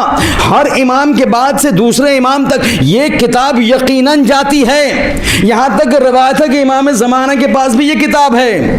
اور یہ کتاب کے روایت سے تو ایک روایت یہ بتاتی ہے کہ ایک مرتبہ ایک راوی چھٹے امام کے پاس آتا ہے، کہتا ہے مولا فلاں شخص جو ہے وہ قیام کر رہا ہے، لگ رہا ہے کہ وہ حاکم بننے والا ہے. ایک مرتبہ جو ہے مولا اپنے خادم سے کہتے ہیں میرے روم میں جاؤ، وہ صندوقچے سے وہ کتاب لے آؤ. ایک مرتبہ کتاب لے آتے ہیں، مولا دیکھتے ہیں، کھولتے ہیں، پڑھتے، کہتے ہیں یہ انسان حاکم نہیں بن سکتا. تو مولا اتنی بڑی فوج ہے اس کے پاس، وہ حتماً حاکم بننے والا ہے، یہاں کے گورنر کو مار ڈالے گا. کہتے ہو نہیں سکتا، یہ حاکم نہیں بن سکتا. تو وہ راوی پوچھتا ہے مولا آپ اتنے تاکید سے کیسے کہہ سکتے کہ نہیں بنے گا؟ کہتے کیونکہ میں دیکھ رہا ہوں مصحف فاطمہ، میری دادی کی دادی فاطمہ کی کتاب، اس میں یہ شخص کا نام نہیں ہے، یہ انسان حاکم نہیں بن سکتا. یعنی امام خود اپنی دادی فاطمہ کے علم کو استعمال کرتے ہیں. یہ کتاب آج امام زمانہ کے پاس ہے. اور یہی چیز ہم دیکھتے ہیں کہ جب ڈسکشن ہوتا ہے نا کہ کوئی چیز خراب ہونے والی ہے تو 20 سٹیز کا نام ہے، مصر کا نام ہے، بصرے کا نام ہے، ترکی کا نام ہے، انڈیا کا نام ہے، پاکستان کا نام ہے، چائنا کا نام ہے، ارمینیا کا نام ہے، متعدد سیریا کا نام ہے، بغداد کا نام ہے. بعض روایت میں تو پاکستان کا نام پاکستان کے عنوان سے نہیں آیا ہے، پاکستان کا نام سندھ کے عنوان سے آیا ہے. بعض اوقات بتایا جاتا ہے کون سی سٹی کس کو خراب کرے گی، تو آیا ہے خراب السندھ من الہند، پاکستان کو ہندوستان تباہ کرے گا. وہ خراب الہند من السین، اور ہند کو چائنا خراب کرے گا. وہ خراب السین من الرمل، اور چائنا تباہ ہوگا رمل کے ذریعے سے. رمل جو ہے عربی میں کہتے ہیں سینڈ. شاید کوئی سینڈ سٹارم آئے، شاید کوئی زلزلہ، I don't know, but it is said خراب السین من رمل. چائنا کا بھی تباہ ہونا ہے but with sand. What that sand is I don't know man. Don't ask me. اب میرے شاہد مثال اس بات کی طرف ہیں کہ آپ نے سنا کہ یہ تمام جو ہے وہ سٹیز کو جانا ہے. سیریا کا تباہ ہونا ہے، بغداد کا تباہ ہونا ہے، کوفے کا تباہ ہونا ہے. اب میں آپ کو بتاؤں، آپ نے سن سکے بغداد کی مثال لے لیجیے. بغداد جو ہے وہ تباہ ہونا. Have you reduced the volume? No. Baghdad کو تباہ ہونا ہے. آپ نے سن چکے مولانا نے جو ہے وہ ممبر سے پڑھ لیا بغداد کو یقیناً امام زمانہ کے آنے سے پہلے تباہ ہونا ہے. اور بغداد آپ کو پتا ہے نا، یہ بغداد کوئی قدیمی شہر نہیں ہے. یہ بغداد جو رسول خدا کے زمانے میں نہ تھا. یہ بغداد جو شہر مولا کائنات کے زمانے میں نہ تھا، امام سجاد کے زمانے میں نہ تھا، امام باقر کے زمانے میں نہ تھا. یہ امام باقر کے لاسٹ فیز اور امام صادق کی امامت کے ٹائم پہ ہے. یعنی 132 یا 135 ہجری میں متوکل عباسی نے جو ہے اس کی بنیاد گزاری کی. متوکل عباسی یعنی بنی امیہ کا دور گزر چکا، بنی عباس کا دور شروع ہو چکا، آلموسٹ کوارٹر آف بنی عباس چلا جا چکا، پھر جا کے جو ہے وہ بغداد بنا. لیکن بغداد جو 135 یا 132 ہجری میں جو تعمیر پایا، اس کی پیشن گوئی سن 40 ہجری سے پہلے 100 سال پہلے سے جو ہے آپ اٹھائیے خطبہ نہج البلاغہ اور مولا کے خطبے کو دیکھیے. مولا جو ہے وہ بغداد کی شرائط کو، بغداد کی ایگزسٹنس کو، بغداد کی کریشن کو 100 سال پہلے جو ہے مولا جو ہے پیشن گوئی کر چکے ہیں. یہ سب واقعہ بکس میں ہے، یہ ہوا میں بات نہیں کرتے. We have got the text of that hadith where Imam is saying what is going to happen in 100 years. کہتا میں دیکھ رہا ہوں کہ بنی عباس جو ہے ایک ایسے شہر کی تعمیر کریں گے کہ جو فساد کا مرکز بنے گا. ہر چیز کی فساد وہاں ہوگی، عیش و آرام ہوگا. اتنی خوبصورت بنیں گی یہ جگہ، اتنی پیاری بنیں گی یہ جگہ، عیش نوش اور تمام فسق و فجور کی جگہ بنیں گی. پھر امام جو ہے پیشن گوئی کرتے ہیں یہ بہت چلے گا، بنی عباس اس میں حکم کریں گے، برسوں تک حکم کرتے رہیں گے. لیکن پھر جو ہے یہ بغداد کو خراب ہونا ہے، ڈسٹروائے ہونا ہے، تخریب ہونا ہے. اور یہ وہیں سے تخریب ہوگی کہ جہاں سے اس کی ابتدا ہوئی. یعنی بغداد جب سے بنا، جہاں سے بنا اسی سے اور اسی طرف سے جو ہے یہ ڈسٹروائے ہوگا. بغداد بنا کہاں سے، کس نے بنایا؟ ابو موسیٰ خراسانی ایک خراسان کا شخص تھا کہ جو بنی عباس کے ساتھ مل گیا اور پھر جو ہے وہ آ کے اپنی فوج کو لے کر آتا ہے، بنی عباس کو تقویت کرتا ہے اور پھر بنیاد گزاری متوکل بناتا ہے بغداد کی. یہ چلتے رہا. مولا کہتے میں دیکھ رہا ہوں جہاں سے شروع ہوا، کہاں سے، خراسان سے. کہتے وہیں سے جو ہے اس کی تباہی آئے گی. کس کی؟ بغداد کی. اور ایسے ہی ہوا. آپ کو پتا ہے بغداد کب تباہ ہوا؟ It was made in the year 132 Hijri, 135 Hijri. It got destroyed in the year 653 Hijri. آپ کو پتا کس کے ہاتھ؟ ہلاکو خان کا نام سنا ہے آپ نے؟ ہلاکو خان انگلش میں کہتے ہیں ہلاکو خان، اردو میں کہتے ہیں ہلاکو خان. یہ Hulagu Khan was the grandson of Genghis Khan, or you call it Genghis Khan, do pronunciation. either you say Genghis Khan or Genghis Khan. Genghis Khan جو مونگل تھا راجہ، Berber barbaric, اس کا پوتا ہے یہ ہلاکو خان. ہلاکو خان حملہ کرتا ہے Baghdad پہ، جو پائتخت، جو دارالامارہ، جو کیپٹل تھا بنی عباس کا. Where does he attack from? From خراسان. آپ اٹھا کے دیکھ لیجیے انٹرنیٹ، آپ کے پاس تو ہے ابھی ماشاءاللہ. 13 دنوں کے اندر دس period of the Abbasid dynasty جو ہے وہ اورینٹلسٹ لکھتے golden age of Islamic history, the Abbasid dynasty. 13 دنوں کے اندر ہلاکو خان نے تباہ کر دیا بنی عباس کو. The whole dynasty was uprooted. 13 days. 29th of January 1258 to the 10th of February 1258. 13 دنوں کے اندر پوری بنی عباس کی جو ہے روٹوں کو، جڑوں کو اکھاڑ پھینک دیا ہلاکو خان. 100 سال، 500 سال، 600 سال پہلے یہ it was destroyed 653. امام بیفور 40 ہجری نے پہلے پیشن گوئی کر لی نا. 600 سال پہلے امام نے پیشن گوئی کی. جس جہاں سے یہاں کی بغداد کی تعمیر ہوئی، وہیں سے بغداد کی جو ہے وہ ڈسٹرکشن شروع ہو جائے گا. اور ایسا ہی ہوا. خراسان سے بنی، خراسان اس کے بعد تباہ ہوئی. وہاں ابو موسیٰ خراسانی آ کے تعمیر کیا. یہاں جو ہے وہ ہلاکو خان آ کے جو ہے وہ یہ مولا ہے. سلونی قبل ان تفقدونی. بس ایسے ہی نہیں ہوتا. وہ کہتے ہیں کہ مولا اب بار بار ہم جب آپ کو سوال کرتے تو آپ جو ہے بنا سوچے جواب دے دیتے، کیوں؟ تو وہی تو کہا تھا نا کہ میں اگر تو تمہارا نام پوچھوں تو تم کیا بولو گے؟ تو بولتے میں فی الفور جواب دے دوں گا. بولتے کیوں جواب دے دو گے؟ کیونکہ میرا نام جو ہے میرے سامنے ہے، اس میں سوچنے کی ضرورت نہیں. تو مولا کا جملہ کیا تھا؟ کائنات میرے سامنے اسی طرح ہے، مجھے سوچنے کی ضرورت نہیں پڑتی. نہ کہ صرف ابھی، جب سے ہے وہاں سے قیامت تک جو ہونے والا ہے، اور ماں بعد از قیامت سب جانتے ہیں مولا. اب مسئلہ یہ ہوتا ہے کہ آپ نے سن چکے کہ بغداد کو جو ہے وہ ڈسٹرائے ہونا ہے آخر الزمان میں. تو بغداد کا ڈسٹرکشن وہ زمانے میں اگر جو ہمارے جیسے افراد ہو تو بولے وہ ہلاکو خان نے بغداد کو ڈسٹرائے کر لیا، تخریب کر لیا، تو اب امام زمانہ کا ظہور اب عنقریب ہے. یہ بغداد ہوا ہے 650 ہجری میں، 653 53 ہجری میں. ہم اب 1444 میں ہے، ابھی تک جو ہے امام زمانہ کا کوئی نام و نشان نہیں ہے ظہور کا. تو پھر وہ روایت کا کیا مطلب کہ جو کہتے ہیں کہ امام زمانہ کے ظہور سے پہلے بغداد کو یقیناً تباہ ہونا ہے؟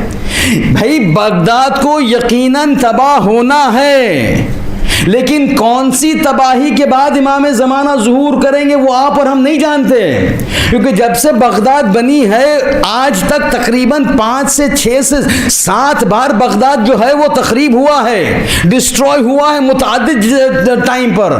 پہلی بار 653 میں، دوسری لاسٹ بار ہمارے پاس ریلیٹیولی ٹو اس 2003 میں جب آپریشن ڈیزرٹ سٹارم ہوا. اب جو ہے ہم دیکھ لیے کہ بھائی بغداد کے تخریب کے بعد امام کا ظہور ہے. اب 5 6 7 بار بغداد کو ڈسٹروائے کیا گیا. ہر بار لوگ اگر تو سوچنے لگے سیکنڈ تخریب کے بعد امام زمانہ کا ظہور ہوا تو نہیں ہے، تھرڈ کے بعد نہیں ہے. ہم کیا جانتے کہ جب مولا نے کہا کہ بغداد خراب ہوگا، ڈسٹروائے ہوگا، اس کے بعد امام زمانہ آئیں گے، probably he was referring to the 10th destruction of Baghdad. The reason میں اس لیے کہتا ہوں کہ جب آپ کسی چیز کو مسجد یا ممبر سے سنیے گا، don't jump into conclusion, ask. I'm not saying ask me, I'm a small طالب علم. They've put an amama on my head. But ask the people کہ جو ہم نتیجہ گیری لے رہے ہیں، جو ہم رزلٹ ڈیڈیوس کر رہے ہیں، کیا صحیح ہے؟ اس زمانے میں بڑا پرابلم ہو گیا تھا مجھے. جو دیکھو آگے بولتے داعش ہے، داعش ہے، داعش. اب کتنے کو سمجھا بابا یہ داعش جو ہے وہ سفیانی نہیں ہے. دیکھیں ختم ہو چکا سب. کہاں ہے سفیانی، کہاں ہے امام زمانہ؟ اس لیے ہمارے لیے بہت ضروری ہے کہ جب ہم کچھ چیز سنیں تو فی الفور ہم خود جو ہے جاتے تو آگا سے پوچھتے ہیں آگا اس کا کیا مسئلہ ہے، آگا کیا مطلب. ابھی اس بار گیا تھا میں تو ایک مسئلہ جو ہے جو میں آگا کی کتاب سے پڑھا، آگا کی کتاب میں کچھ لکھا ہے مگر آگا کا اوپینین چینج ہو گیا. مجھے بتایا گیا کہ نہیں آگا نے اس کی ڈیسیژن وہ کتاب میں لکھا ہے لیکن حقیقت میں تھوڑی فلیکسیبلٹی ہے، یہ نہیں پتا تھا مجھے. جب کوئی جو ہے وہ منہاج السالکین کا مسئلہ بیان کر دو تاکہ فقہی مسئلہ بھی انسان کو پتہ چل جائے. یہاں سے جو ہے میرے نوجوان بچے جو ٹرانسفر ہوتے ہیں یونیورسٹی کے لیے، آگا کا مسئلہ ہے. جب آپ ممبئی سے چھوڑ کے یو کے آئے، پورٹس مت گئے، لندن گئے، wherever you go، لیسٹر گئے، برمنگھم گئے، تو وہ آپ کا وطن بن گیا. وطن بننا ہے نا، کیونکہ آپ تو موو ہو رہے ہیں ادھر. 3 سال 4 سال ڈگری ہے، ڈپلوما ہے، what ever it is, medical ہے تو 5 سال، 1 سال انٹرن. آگا کا فتویٰ ہے if you move from one place to the other and if you're changing، آپ اپنا وطن چینج کرتے کہ اب میں برمنگھم میں سیٹل ہو رہا ہوں تو برمنگھم بن گیا میرا وطن. تو نارملی وطن کے لیے ہمارے ذہن میں کیا ہے نتیجہ کہ جیسے ہی وطن بن جائے تو پھر نماز پوری پڑھنی ہے، روزے رکھنے ہیں، قصر نہیں پڑھ سکتے. وزٹ کرنے گیا میں برمنگھم تو آئی ہیو ٹو پرے قصر 10 دن کے کم ہو تو. لیکن میں تو ابھی اسٹوڈنٹ ہوں، میں تو ممباسا چھوڑ دیا ہوں، university of Birmingham Aston university میں ایڈمیشن مل چکا ہے، اب تو میں یہاں آ گیا. کل میری فلائٹ لینڈ ہوئی لندن میں، ایک دوست کے گھر پہ رکا رشتہ دار کے، آج برمنگھم آ گیا. اب میں نے نیت کر لی اب مجھے یہیں رہنا 3-4 سال تک، تو پھر میرا وطن ہو گیا. بس پہلے دن سے میں نے جو ہے شروع کر دی نماز کا پوری پڑھنے کی. وطن ہے بھائی، غلط، ناٹ رائٹ. ہاں، کیونکہ آگا کا حکم ہے، آگا کا فتویٰ ہے، آیت اللہ عظمیٰ سیستانی کا فتویٰ ہے. اگر آپ ایک مملکت سے دوسرے مملکت، ایک شہر سے دوسرے شہر میں جاتے ہیں، اب منہاج السالکین کا واقعہ بیان کرتا ہوں، مسئلہ بیان کرتا ہوں، 528 582 بھی یاد نہیں ہے مجھے. مسئلہ یہ ہے کہ آگا کہتے ہیں اگر جو آپ کسی اور شہر میں جاتے ہیں اور وہاں مقیم ہو جاتے ہیں، پہلے دن سے وہ شہر آپ کا وطن نہیں بنتا. منہاج الصالحین میں پہلے میں آپ کو بتاؤں منہاج الصالحین کا کیا ہے، اور پھر جو فلیکسیبلٹی آگا نے بتائی وربلی وہ کیا ہے. منہاج الصالحین میں لکھا ہے کہ آپ پہلے دن چینج ہو جائے برمنگھم میں جائے تو وہ وطن نہیں بنتا. سنیے یہ عجیب و غریب مسئلہ ہے، لیکن ہے ہمارے مولا کا مسئلہ، ہمارے مولا کے نائب کا مسئلہ ہے. کہتے پہلے دن سے وطن نہیں ہوگا تو آگا پھر کیا کیا جائے، کب تک ہے. کہتے 30 دنوں تک وہ آپ کا وطن نہیں بن سکتا. 30 دنوں تک آپ کو وہاں رہنا پڑے گا، 30 دنوں کے بعد وطن بنے گا. تو ٹھیک ہے بھائی، اگر جو 30 دنوں تک جو ہے وہ وطن نہیں بنتا تو اس کا مطلب پھر میں وہاں مسافر ہوں، میرا وطن نہیں ہے تو مجھے قصر پڑھنا ہے. بولتے نہیں، قصر بھی نہیں پڑھ سکتے. عجیب بات ہے، وطن نہیں ہے تو قصر پڑھنا ہے، پر قصر بھی پڑھ نہیں سکتے تو پوری بھی نہیں پڑھ سکتے، قصر بھی نہیں پڑھ سکتے تو پڑھوں کیا نہیں پڑھوں، وہ تو بہت اچھی بات ہے. پھر تو کہتے نہیں، یہ 30 دنوں تک جو ہے نہ آپ مسافر ہیں، نہ آپ متوطن ہیں، نہ وہ آپ کا وطن ہے. یعنی کیا آگا بتائیے، یعنی وہاں ہر نماز جو 4 رکعت ہے پوری بھی پڑھیے اور قصر بھی پڑھیے. ظہر کی 4 رکعت پڑھیے، پھر ظہر کی 2 رکعت قصر پڑھیے، عصر کی 4 رکعت پڑھیے، پھر عصر کی 2 رکعت پڑھیے، پھر عشاء کی 4 رکعت پڑھیے، پھر عصر کی عشاء کی 2 رکعت پڑھیے. یہ تو پرابلم ہے کیا بابا، ممباسا میں صحیح تھا میں 30 دنوں تک. پھر جو ہے وہ ایک آگا کے خصوصی شاگرد سے ملاقات ہوئی تو یہ بات گفتگو میں جو ہے اکثر اسے مسئلے پر بحث ہوتی ہے نا کہ یہ مسئلہ دیکھیں بڑا مسئلہ ہے، 30 دنوں تک رہنا پڑ رہا ہے. کہتے ہیں شیخنا یہ ایسا نہیں ہے. کیا بات ہے؟ تو بولتے آگا سے ہماری پرسنل گفتگو ہوئی، انہوں نے کہا 15 دن بھی اگر ہوا نا تو ٹھیک ہے، 30 دنوں تک ضرورت نہیں. مگر 15 دن بھی تو جو انسان وہاں جاتا ہے وہ ہر 4 رکعت نماز کو پوری بھی پڑھنی ہے اور قصر بھی پڑھنی ہے. دیکھیں مسئلہ یہ ہے کہ ہمیں پہلے پوچھنا ہے، جاننا ہے کہ کیا مسئلہ ہے. کوئی بھی چیز کو ہم لے کے ڈیسیژن نہیں لے سکتے. اسی لیے قرآن بار بار چلا پکار کر کہہ رہا ہے فَاسْأَلُوا أَهْلَ الذِّكْرِ إِن كُنتُمْ لَا تَعْلَمُونَ. اگر تو تمہیں نہیں پتا ہے نا تو پوچھو بابا.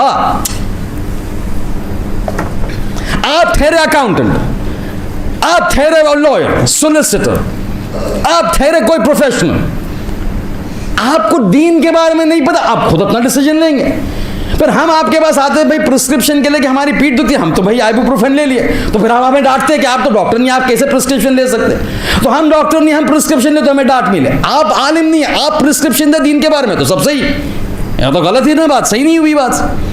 فَاسْأَلُوا أَهْلَ الذِّكْرِ إِن كُنتُمْ لَا تَعْلَمُونَ. اور یہی پیغام جو ہے وہ جناب زینب نے بتایا تھا، مگر آج جو ہے اس کا محل نہیں ہے. آج تو محل ہے اس شک کو دور کرنے کا کہ جو الزام اور اتہام جو ہے ہمارے دوسرے امام پر لگتا ہے کہ مولا حسن تو جو ہے وہ بہت ہی نرم مزاج کے تھے، وہ جنگ پسند نہیں کرتے تھے. حسین جو ہے وہ بہت جو ہے وہ بلیجرنٹ تھے. حسین کو جنگ بہت پسند تھی. حسین جو ہے وہ صلح پسند کرتے تھے. وہ جنگ کا جو ہے مورد بھی ہوتا تھا نا تو وہ صلح میں تبدیل کر دیتے تھے. حسین جو ہے وہ علی جیسے ہیں، بہت جوش والے، یعنی فرق بنانے کے لیے. لیکن حسن نے، مولا حسن نے ایک کام ایسے کیا کہ یہ تمام آبجیکشن کو ہٹا دیا. کیا کام کیا؟ بس وہ آخری رمقیں باقی تھی زندگی کی کہ ایک مرتبہ جو ہے، قاسم بہت ہی چھوٹے تھے، 1 سال کے تھے تقریباً، 1 سال پلس مائنس، بلایا، ایک تعویذ باندھا ہاتھ پر. بولے یہ تعویذ دنیا کو بتا دے گا کہ میرا مزاج حسین سے الگ نہیں ہے. جو حسین کریں گے وہی میں کروں گا، اور جو میں کرتا وہی حسین کرتے. کیا تھا تعویذ میں؟ دیکھیں پہلے ہی میں بتا دوں تاکہ پھر مصائب میں جو ہے مجھے پڑھنا نہیں پڑے. بولے یا بنیا، اے میرے بیٹے، اذا کان یوم عاشورا، جب عاشور کا دن آئے، لا تترک البراز، جنگ کو ترک نہ کرنا. وہ جو لوگ کہتے ہیں حسن فقط صلح کی طرف مائل ہوتے ہیں، وہ سمجھ لے حسن خود کہتے ہیں یوم عاشور جب آ جائے میرا بیٹا، اور جو ایسی موقع پر ہو نازک کہ میرا بھائی اکیلا ہو جائے، لا تترک البراز، جنگ کو ترک نہ کرنا. اور اگر جو تجھے اجازت نہ ملے اپنے چچا سے تو اتنی بار جانا کہ آقا تجھے اجازت دے دے. شب عاشور آئی، جیسے آپ نے سنا ہر رات شب عاشور جو تھی، ہر ماں اپنے بیٹے کو کہتی تھی دیکھو اس طرح جنگ کرنا کہ میں جو ہوں شرمندہ نہ ہو جاؤں سیدہ زہرا کے سامنے. مگر یہ بات سے پہلے آپ کو پتا ہے، یہ بات سے پہلے ایک اور واقعہ ہوا، بس تھوڑی دیر سن لیجئے پھر انشاءاللہ زحمت تمام. مولا جو ہے وہ آپ کو پتا ہے نا، شب عاشور میں چراغ کو بند کر دیا، پھر اپنے صحابی سے کہا، صاحب سے کہا جن کو رہنا رہے، جن کو جانا ہے چلے جائیں. کوئی نہیں گئے، چراغ کو کھولا دیکھا کوئی نہیں گئے. آزمائش ہو چکی. اب کہتے اب تم نے تمہاری وفا کا مظاہرہ کر دیا، تم نے وفا کی نا، تم نے اپنے پیمان کو جو ہے، اپنے ایگریمنٹ کی طرف، اپنے سائڈ کو تم نے جو ہے برقرار رکھا. اب میں اپنی سائڈ کو برقرار رکھ رہا ہوں. ایک مرتبہ لسٹ نکالا، محضر شہادت، فہرست شہادت، اب میں تمہیں جنت پہنچاؤں گا. اے حبیب تم کل شہید ہونے والے ہو. جون تمہارا نام بھی شہادت کی فہرست میں ہے. مسلم ابن اوسجا تم بھی مرو گے. ہلال تم بھی مرو، فلان تم، سبھی ایک ایک کا نام لے کے بتایا کہ تم شہید ہونے والے ہو، تم شہید ہونے والے ہو، تم اس گروہ میں ہونے والے ہو کہ چھٹا امام کہیں گا بے ابی انت و امی، میرے ماں باپ تم پر قربان. بس پوری فہرست جب پڑھ چکے تو ایک مرتبہ کونے سے آواز آئی، ایک چھوٹا بچہ کھڑا ہوتا اور کہتا ہے چچا، اور میں میرا نام تو نہ لیا. ایک مرتبہ مڑ کے جب حسین نے دیکھا تو کیا دیکھا، ارے بھائی حسن کا لختے جگر قاسم. ایک مرتبہ مولا کی آنکھوں میں آنسو آ گئے. بولا بیٹا قاسم میرے پاس آنا. گلے سے لگایا، پھر پوچھا ارے قاسم تم اتنی شوق رکھتے ہو شہادت کی، کیف عندک الموت، تمہارے نزدیک موت کیسی ہے؟ یہ 10 سال کا 13 سال کا بچہ آپ دیکھیں کیا جواب دیتا ہے، احلا من العسل، ارے جو ہے وہ موت میرے لیے شہد سے زیادہ شیرین ہے. یہ با معرفت جواب صرف اہل بیت کے فرزند ہی دے سکتے ہیں. ایک مرتبہ جب مولا نے کہا قاسم تم بھی شہید ہوگے، دوڑتا ہوا اپنی ماں کے پاس گیا، اماں کل میں بھی جنگ کروں گا، کل میں بھی شہید ہوں گا. اس وقت ماں نے کہا تھا جنگ کرنا ایسی کرنا کہ مجھے شرمندہ نہ ہونا پڑے قیامت میں. روز عاشور نمودار ہوئی، جنازے آتے گئے، لاشیں آتے گئے، شہید آتے گئے. مگر جب بھی قاسم جاتے تھے حسین کہتے تھے تم تو میرے بھائی کی نشانی ہو، میں تمہیں نہیں بھیج سکتا، تم تو میرے حسن کی نشانی ہو. جب بھی حسن یاد آتے تھے تو میں تمہیں دیکھا کرتا تھا، تمہیں مرنے کی اجازت نہیں دے سکتا. پھر تو وہ آپ کو پتا ہے نا، ماں نے کہا تعویذ نکال، تعویذ کھولا، دیکھا، اب جیسے پڑھا قاسم نے, ایک مرتبہ چہرے پر مسکان آ گئی, دوڑتے ہوئے امام کے خیمے میں گئے اور ایک جملہ کہا, اے آقا اب تو اجازت دینا پڑے گی. حسین نے کہا قاسم کیا بات ہے, اچانک کیا ہو گیا؟ کہتے بابا کا سفارش نامہ لایا ہوں. ارے ایک مرتبہ امام حسین نے خط کو لیا, ارے بھائی کی تحریر کو کیا دیکھا, ارے مدینہ یاد آ گیا, نانا رسول خدا یاد آ گئے. ارے بھائی کے ساتھ گلیوں میں کھیلا کرتا تھا, ارے نانا کے پشت پر ناکے بنتے تھے, ارے نانا کی گود میں بیٹھا کرتے تھے, آنکھوں سے آنسو جاری. ارے وہ خط کو لیا, سر پر لگایا, بوسا دیا, آواز دی, زینب.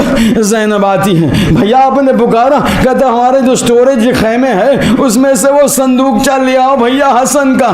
زینب لے آتی ہیں, کھولا تو کیا نکلا, ارے حسن کا امامہ, حسن کی ردا.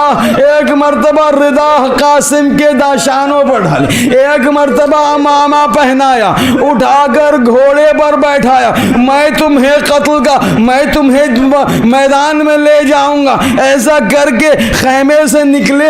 بس یہ منظر جو تھا نا خیمے سے نکلنے کا, حمید ابن مسلم کہتا ہے میں نے دیکھا خیمے کے, حسین کے خیمے کا پردہ ہٹا اور ایک حسین نکلے, ساتھ میں گھوڑے پر ایک بچہ نکلا. ارے چاند سا چہرہ تھا, چاند سا چہرہ تھا. ایک سوال میں آپ سے کہوں گا, دل پر ہاتھ رکھ کے سچی جواب دیجیے گا, سچ سچ جواب دیجیے گا. یہ حمید ابن مسلم جو ہے وہ لشکر یزید کا سپاہی ہے, دشمن ہے. ارے دشمن کی نگاہ میں کوئی چاند کا ٹکڑا ہو تو ماں کی نگاہوں میں کیسا ہوگا؟ ارے ماں دیکھ رہی, بیٹا جو ہے مرنے کے لیے جا رہا, ام فروا پر سلام. ایک مرتبہ قاسم جاتے, بہت جلدی جلدی جنگ کرتے ہیں, کئیوں کو فنار کیا. ایک شقی پیچھے سے آتا ہے, سر پہ وار کرتا ہے. اب حسن کا لال گھوڑے پر سنبھل نہ سکا, زمین پر آتا ہے, ایک آواز دیتا ہے, اے یا اماں ادرکنی, اے چچا میری مدد کیجئے. بس جیسے سننا تھا روایت کے جملے. ایک مرتبہ حسین اٹھتے ہیں, تلوار کو نیام سے نکالا اور ایسے مقتل میں گئے جیسے کوئی باز شکاری اپنی شکار کی طرف جاتا ہے. جیسے گئے ایک مرتبہ تلوار کا وار کیا, جس نے حسن کے سر پر وار مارا اس کے ہاتھ کٹ گئے. ہاتھ کٹنے تھے, اس نے پکارا, ارے میرے دوستوں مجھے بچاؤ. بس جملہ نکلنا تھا, یہاں کی فوجیں یہاں, وہاں کی فوجیں یہاں. ارے قاسم زمین کربلا پر پڑا ہے. ارے جب بھی گھوڑے کی ٹاپیں سینے پر پڑتی, اے بابا, اے چچا, اے چچا, اے چچا. جب یہاں کے گھوڑے وہاں کے گھوڑے یہاں, غبار جب بیٹھ گیا تو مولا نے کیا دیکھا, حسن کا لال زمین.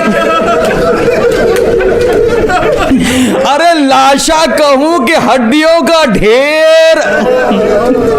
ایک مرتبہ قاسم کو اٹھایا, خیمے میں لے آئے. نہ پوچھئے فروا نے کس دل سے برداشت کیا ہوگا, مگر ایک مرحلہ آپ کو بتانا ہے. ارے ایک مرتبہ ایک جملہ فروا یہاں کہتی ہے میرے گلبدن قاسم کے سینے پر گھوڑوں کی ٹاپیں, اے میرا گلبدن 13 برس کا بچہ. ایک مرتبہ قاسم کی شہادت واقع ہو چکی, مولا حسین کی شہادت واقع ہو چکی. یہ تمام جو ہے وہ مرحلہ ختم ہو چکا. بس حسین کی شہادت واقع ہو چکی. سب محو گریہ ہے, سب محو ماتم ہے. زینب گریہ کر رہی, ام لیلہ گریہ کر رہی, ام فروہ گریہ کر رہی, ام رباب گریہ کر رہی, سب کے سب گریہ ہے. یہاں سے جو ہے فضا دوڑتی ہوئی جناب زینب کے پاس آتی ہے، ہاتھوں کو جوڑا، شہزادی غضب ہو گیا، شہزادی غضب ہو گیا. جناب زینب کہتی ہے اب اور کیا غضب ہونا باقی ہے، میرا بھائی مارا جا چکا، ارے سر کو گردن جسم سے جدا کیا جا چکا، اب اور کیا ہونا ہے. کہتے شہزادی گھوڑوں کی نالے بندی ہو رہی ہے، ارے شہدا کے لاشے کو پامال کرنے والے ہیں. جیسے سنا ہم ہوتے تو ہاتھ جوڑتے، اے فضا آہستہ بول، ارے قاسم کی ماں سن نہ لے برداشت نہ کر سکے گی. ارے گل بدن قاسم، ارے جیتے جیت جسم پامال ہوا، مرنے کے بعد بھی پامال ہوا. ایک 13 برس کا بچہ، گل بدن بچہ کتنی مظلومیت برداشت کر سکے. اے فضا آہستہ بول. زینب جو ہے پریشان، ام فروا جو ہے گریا کھنا. وَسَيَعْلَمُ الَّذِينَ ظَلَمُوا أَيَّ مُنْقَلِبٍ يَنْقَلِبُ.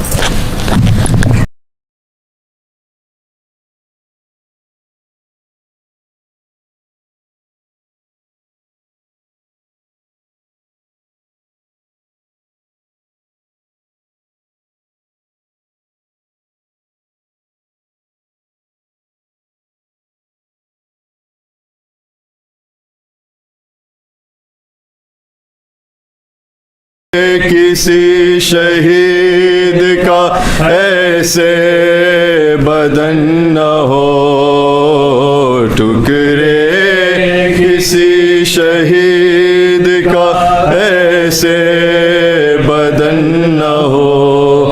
بیوہ حسن کی کہتی تھی قاسم کی لاش پہ،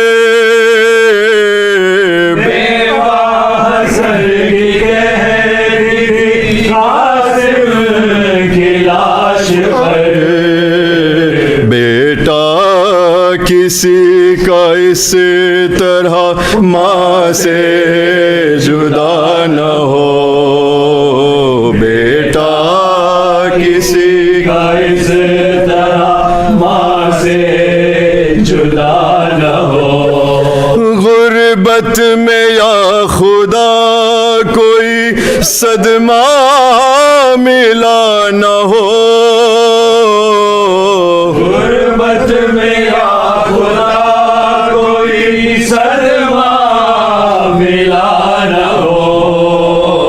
پردیس میں کسی سے یوں بیٹا جدا نہ ہو. پردیس میں کسی سے یوں بیٹا جدا نہ ہو. جس طرح ٹکڑے لاش قاسم کے ہو گئے،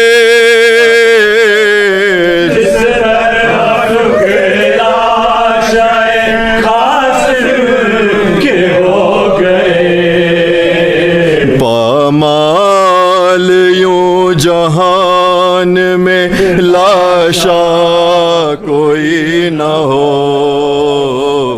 امال یوں جہان میں لاشا کوئی نہ ہو. لوٹا گیا ہے جس طرح گلشن رسول کا، لوٹا گیا ہے جس طرح گلشن رسول کا. یا رب تباہ اس طرح کوئی چمن نہ ہو. یا رب تباہ اس طرح کوئی چمن نہ ہو. جس طرح بے وطن ہوا کنبہ بطول کا، جس طرح بے وطن ہوا کنبہ بطول کا.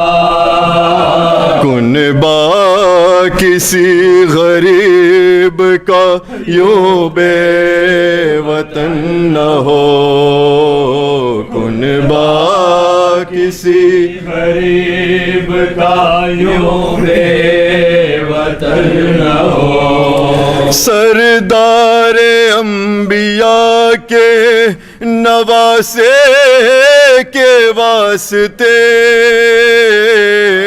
سردار انبیاء کے نواسے کے واسطے، امت کے پاس دینے کو 2 گز کفن نہ ہو، امت کے پاس دینے کو 2 گز کفن نہ ہو، سب کو لحد نصیب ہو، سب کو کفن ملے،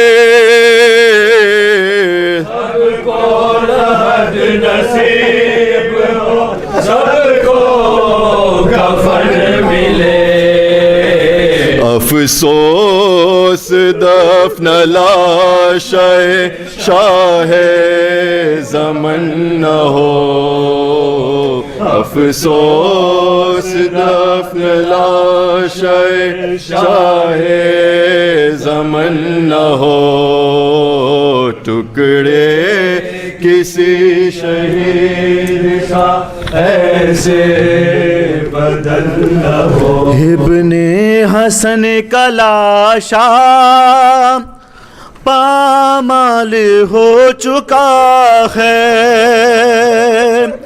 ارے فروا تمہارا قاسم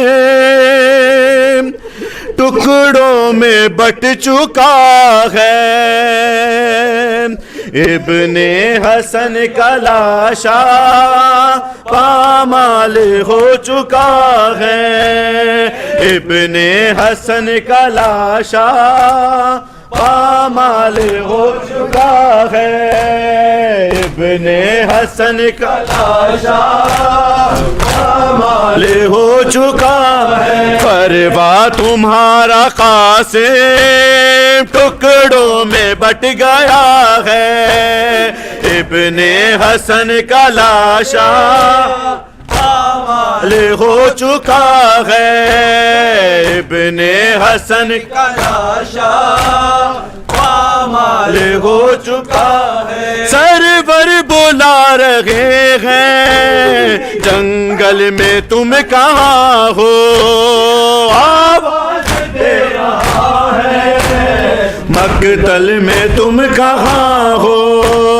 دے کر صدائیں تم کو شبیر تک گیا ہے، ابن حسن کا لاشا پامال ہو چکا ہے، ابن حسن کا لاشا پامال ہو چکا ہے، نصرت کو تیری خاصم شبیر آنا پایا، پامال ہونے سے میں تم کو بچا نہ پایا، ٹاپوں سے جسم نازک چھلنی تیرا ہوا ہے، ابن حسن کا لاشا پامال ہو چکا ہے، ابن حسن کا لاشا پامال ہو چکا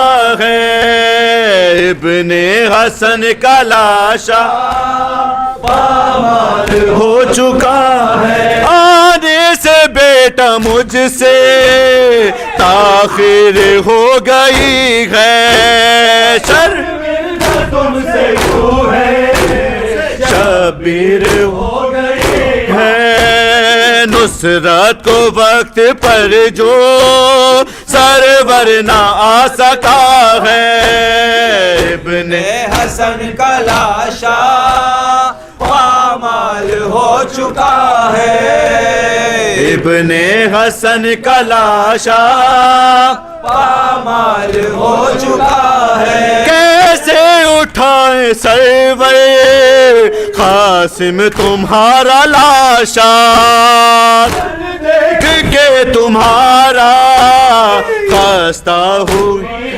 ہمت, دشت بلا میں بیٹا بے بس تیرا چچا ہے. ابن حسن کا لاشا پامال ہو چکا ہے. ابن حسن کا لاشا پامال ہو چکا ہے. ابن حسن کا لاشا پامال ہو چکا ہے. آؤ خلیل کعبہ یہ ماجرا تو دیکھو, ایوب صبر سرور کی انتہا تو دیکھو. قاسم کی تن کا ٹکڑا سرور اٹھا رہا ہے. ابن حسن کا لاشا پامال ہو چکا ہے. ابن حسن کا لاشا پامال ہو چکا ہے. فروا تمہارا قاسم ٹکڑوں میں بٹ چکا ہے. ابن حسن کا لاشا پامال ہو چکا ہے. اہل حرم سے کوئی کہہ دے جگر کو تھامے, پردے پروانہ جان دے دے. چادر میں لاش قاسم شبیر لا رہا ہے. ابن حسن کا لاشا پامال ہو چکا ہے. ابن حسن کا لاشا پامال ہو چکا ہے. ابن حسن کا لاشا پامال ہو چکا ہے. آئینہ راس ہائے قاسم تمہیں جوانی, تم ہی تھے بھیا شابر کی آخری نشانی. مصروف گریہ مقتل میں فاطمہ ہے. ابن حسن کا لاشا پامال ہو چکا ہے. ابن حسن کا لاشا پامال ہو چکا ہے. مجھ پہ کیوں بند کرتے ہو پانی, کیا محمد کا پیارا نہیں ہوں.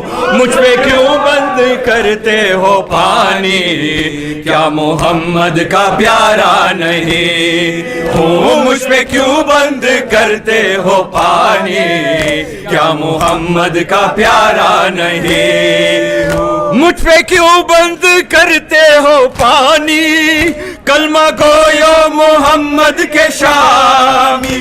کیا میں مہمان آیا نہیں ہوں, کیا میں زہرا کا جایا نہیں ہوں. مجھ پہ کیوں بند کرتے ہو پانی, کیا محمد کا پیارا نہیں ہوں. مجھ پہ کیوں بند کرتے ہو پانی, کیا محمد کا پیارا نہیں ہوں. میرا بابا ہے مشکل کشا, میری مادر بھی ہے سیدہ, میرا بیٹا ہے زین العبا, میرے نانا کا کلمہ پڑھا, جس کے سائے کو تم ڈھونڈتے ہو, کیا میں اس کا ہی سایہ نہیں ہوں. مجھ پہ کیوں بند کرتے ہو پانی, کیا محمد کا پیارا نہیں ہوں. کیوں بند کرتے ہو پانی, کیا محمد کا پیارا نہیں ہوں. مجھ پہ کیوں بند کرتے ہو پانی, کیا محمد کا پیارا نہیں ہوں. تم نے مکتوب لکھے گئے,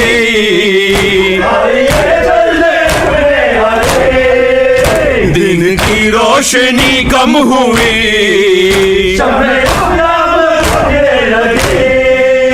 تم نے چاہا تھا میں آ گیا ہوں، خود مدینے سے آیا نہیں ہوں، مجھ پہ کیوں بند کرتے ہو پانی، کیا محمد کا پیارا نہیں ہوں، مجھ پہ کیوں بند کرتے ہو پانی، کیا محمد کا پیارا نہیں ہوں، مجھ پہ کیوں بند کرتے ہو پانی، کیا محمد کا پیارا نہیں ہوں، دسترس میں میری کیا نہیں،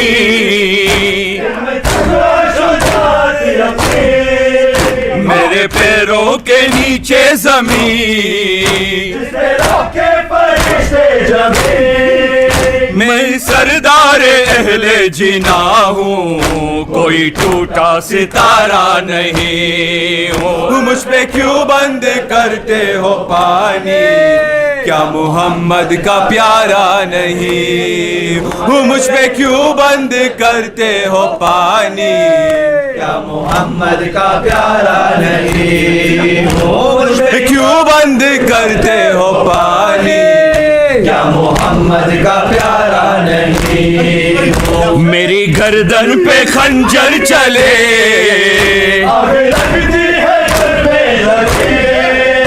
بنت زہرا کی چادر چھینے،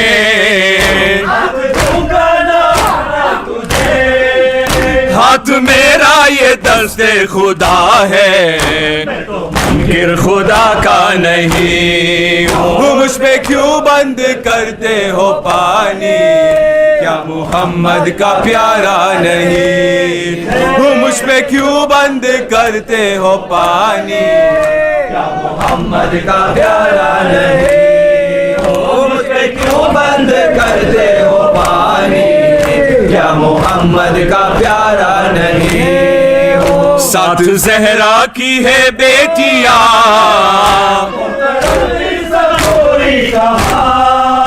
پیاس کے دھوپ کی سختیاں،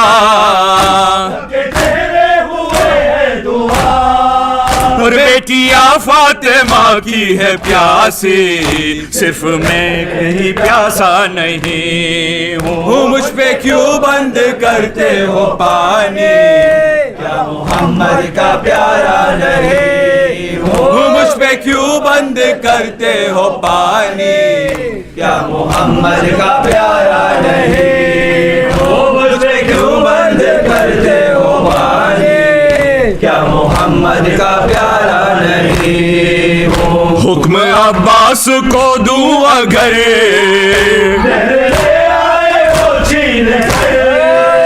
کربلا ہوگی زیر و زبر،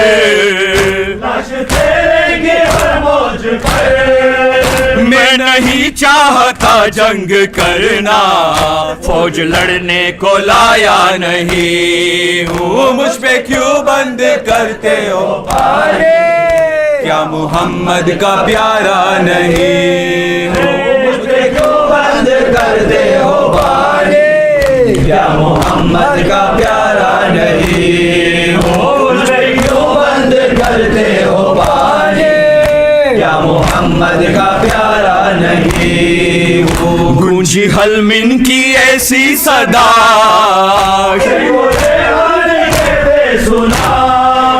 یا علی یا علی ایلیا،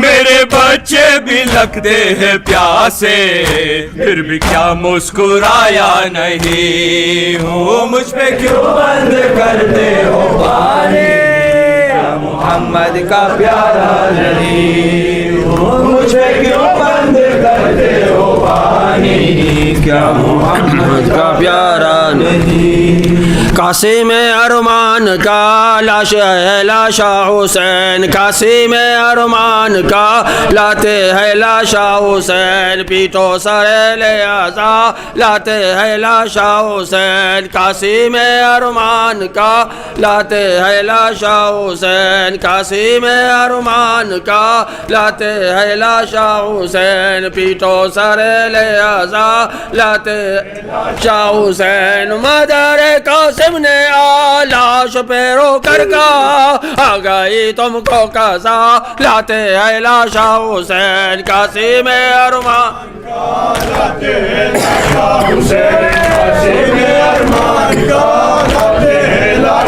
حسین پیٹو سر لے آزاد ہے لاشا حسین سن کا کروں کیا بایا سال تھا وہ تیروا ہائے پر ارما چلا لاتے ہے لاشا حسین قاسم ارمان کا لاتے ہے لاشا حسین قاسم حسین پیٹو سر لے آزاد لاتے ہے حسین باپ کا نور نظر اماں کا لگتے جگر خلدہ پسند آ گیا لاتے ہیں لاشا حسین قاسم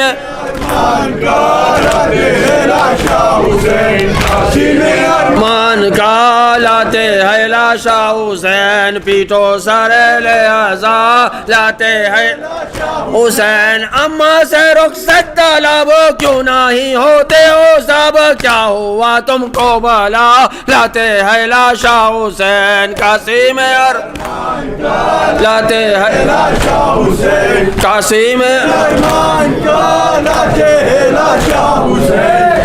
سر لہذا لاتے ہیں لاشا حسین لاشا قاسم پہ جا پیٹ کے سر یوں کا کیا ہوئے ہم سے خفا لاتے ہیں لاشا حسین ارمان کا لاتے ہیں لاشا حسین قاسم پیٹو سر لہذا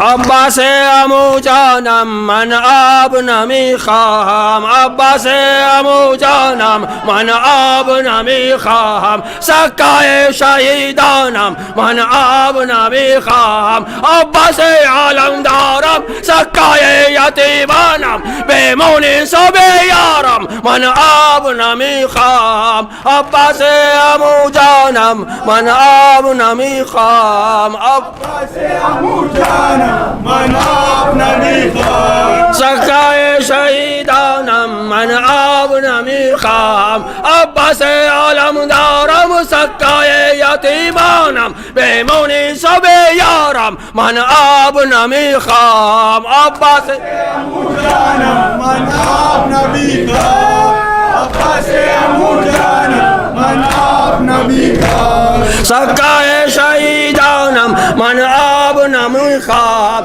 ای عمو جوان من ای روح روان من درد تو بال من آب نمی خواهم عباس عمو جانم من آب نمی خواهم عباس عمو جانم من آب نمی خواهم سکای شهیدانم من آب نمی خواهم ای عم غریب من ای عم طبیب من سردار شهید من آب نمی خواهم عباس عمو جانم من آب نمی خواهم عباس عمو جانم من آب نمی خواهم سکای شهیدانم من آب نمی خواهم برگد عمو جانم از هجر تو بیمارم ای نور دو چشمانم من آب نمی خواهم عباس عمو جانم من آب نمی خواهم عباس عمو جانم من آب نمی خواهم شهیدانم من آب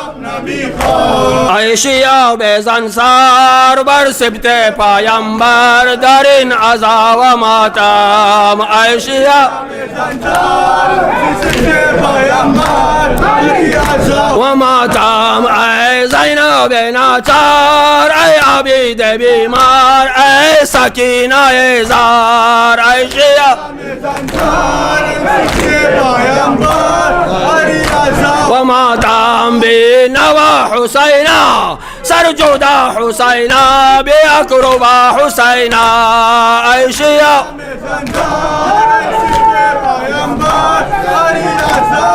تام اے بابا علیان اے فاطمہ مادر اے نانا محمد شیعہ میں زندار سکتے پیامبر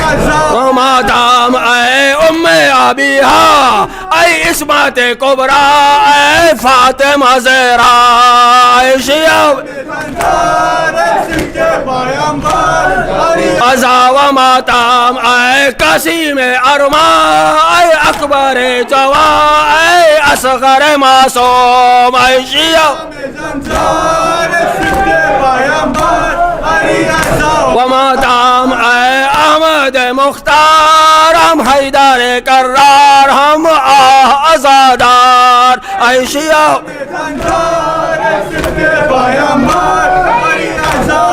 تام بے نوا حسینہ سر جدا حسینہ بے اقربا حسینہ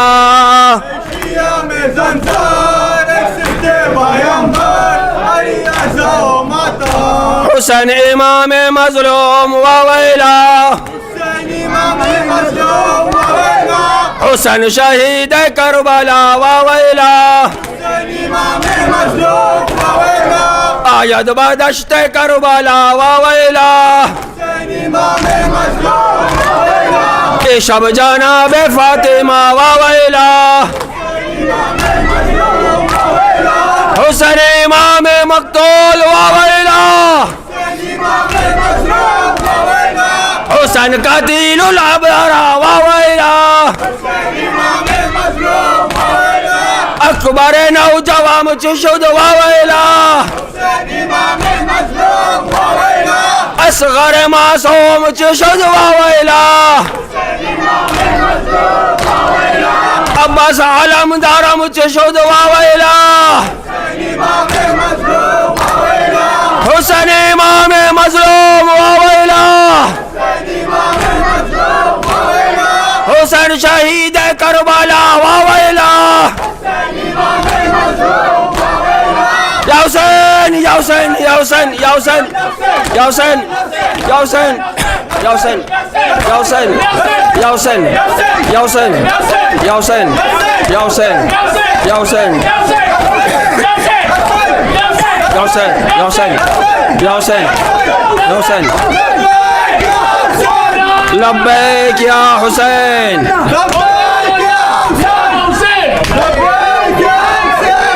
صلو علی النبی اللہم صل علی محمد و آل محمد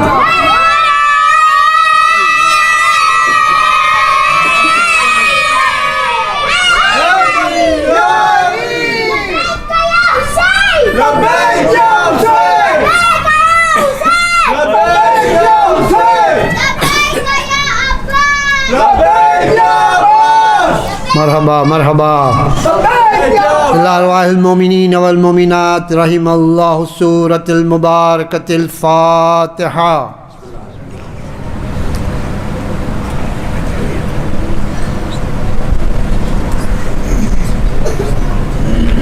توجہ زیارت. السلام علیکہ یا رسول اللہ، السلام علیکہ یا امیر المومنین، السلام علیکہ یا فاطمۃ الزہراء سیدۃ نساء العالمین، السلام علیکہ یا حسن المجتبی، السلام علی الحسین وعلی علی ابن الحسین وعلی اولاد الحسین وعلی اصحاب الحسین جميعا ورحمۃ اللہ وبرکاتہ. السلام علیکہ یا غریب الغرباء سلطان ابو الحسن علی ابن موسى الرضا، کن شفیعنا و شفیع والدینا فی یوم الجزاء ورحمۃ اللہ وبرکاتہ. السلام علیکہ یا حجت اللہ ابن الحسن یا صاحب الزمان، السلام علیکہ یا خلیفۃ الرحمن، السلام علیکہ یا شریک القرآن، السلام علیکہ یا قابۃ الایمان، السلام علیکہ یا امام الانس والجان ورحمۃ اللہ وبرکاتہ.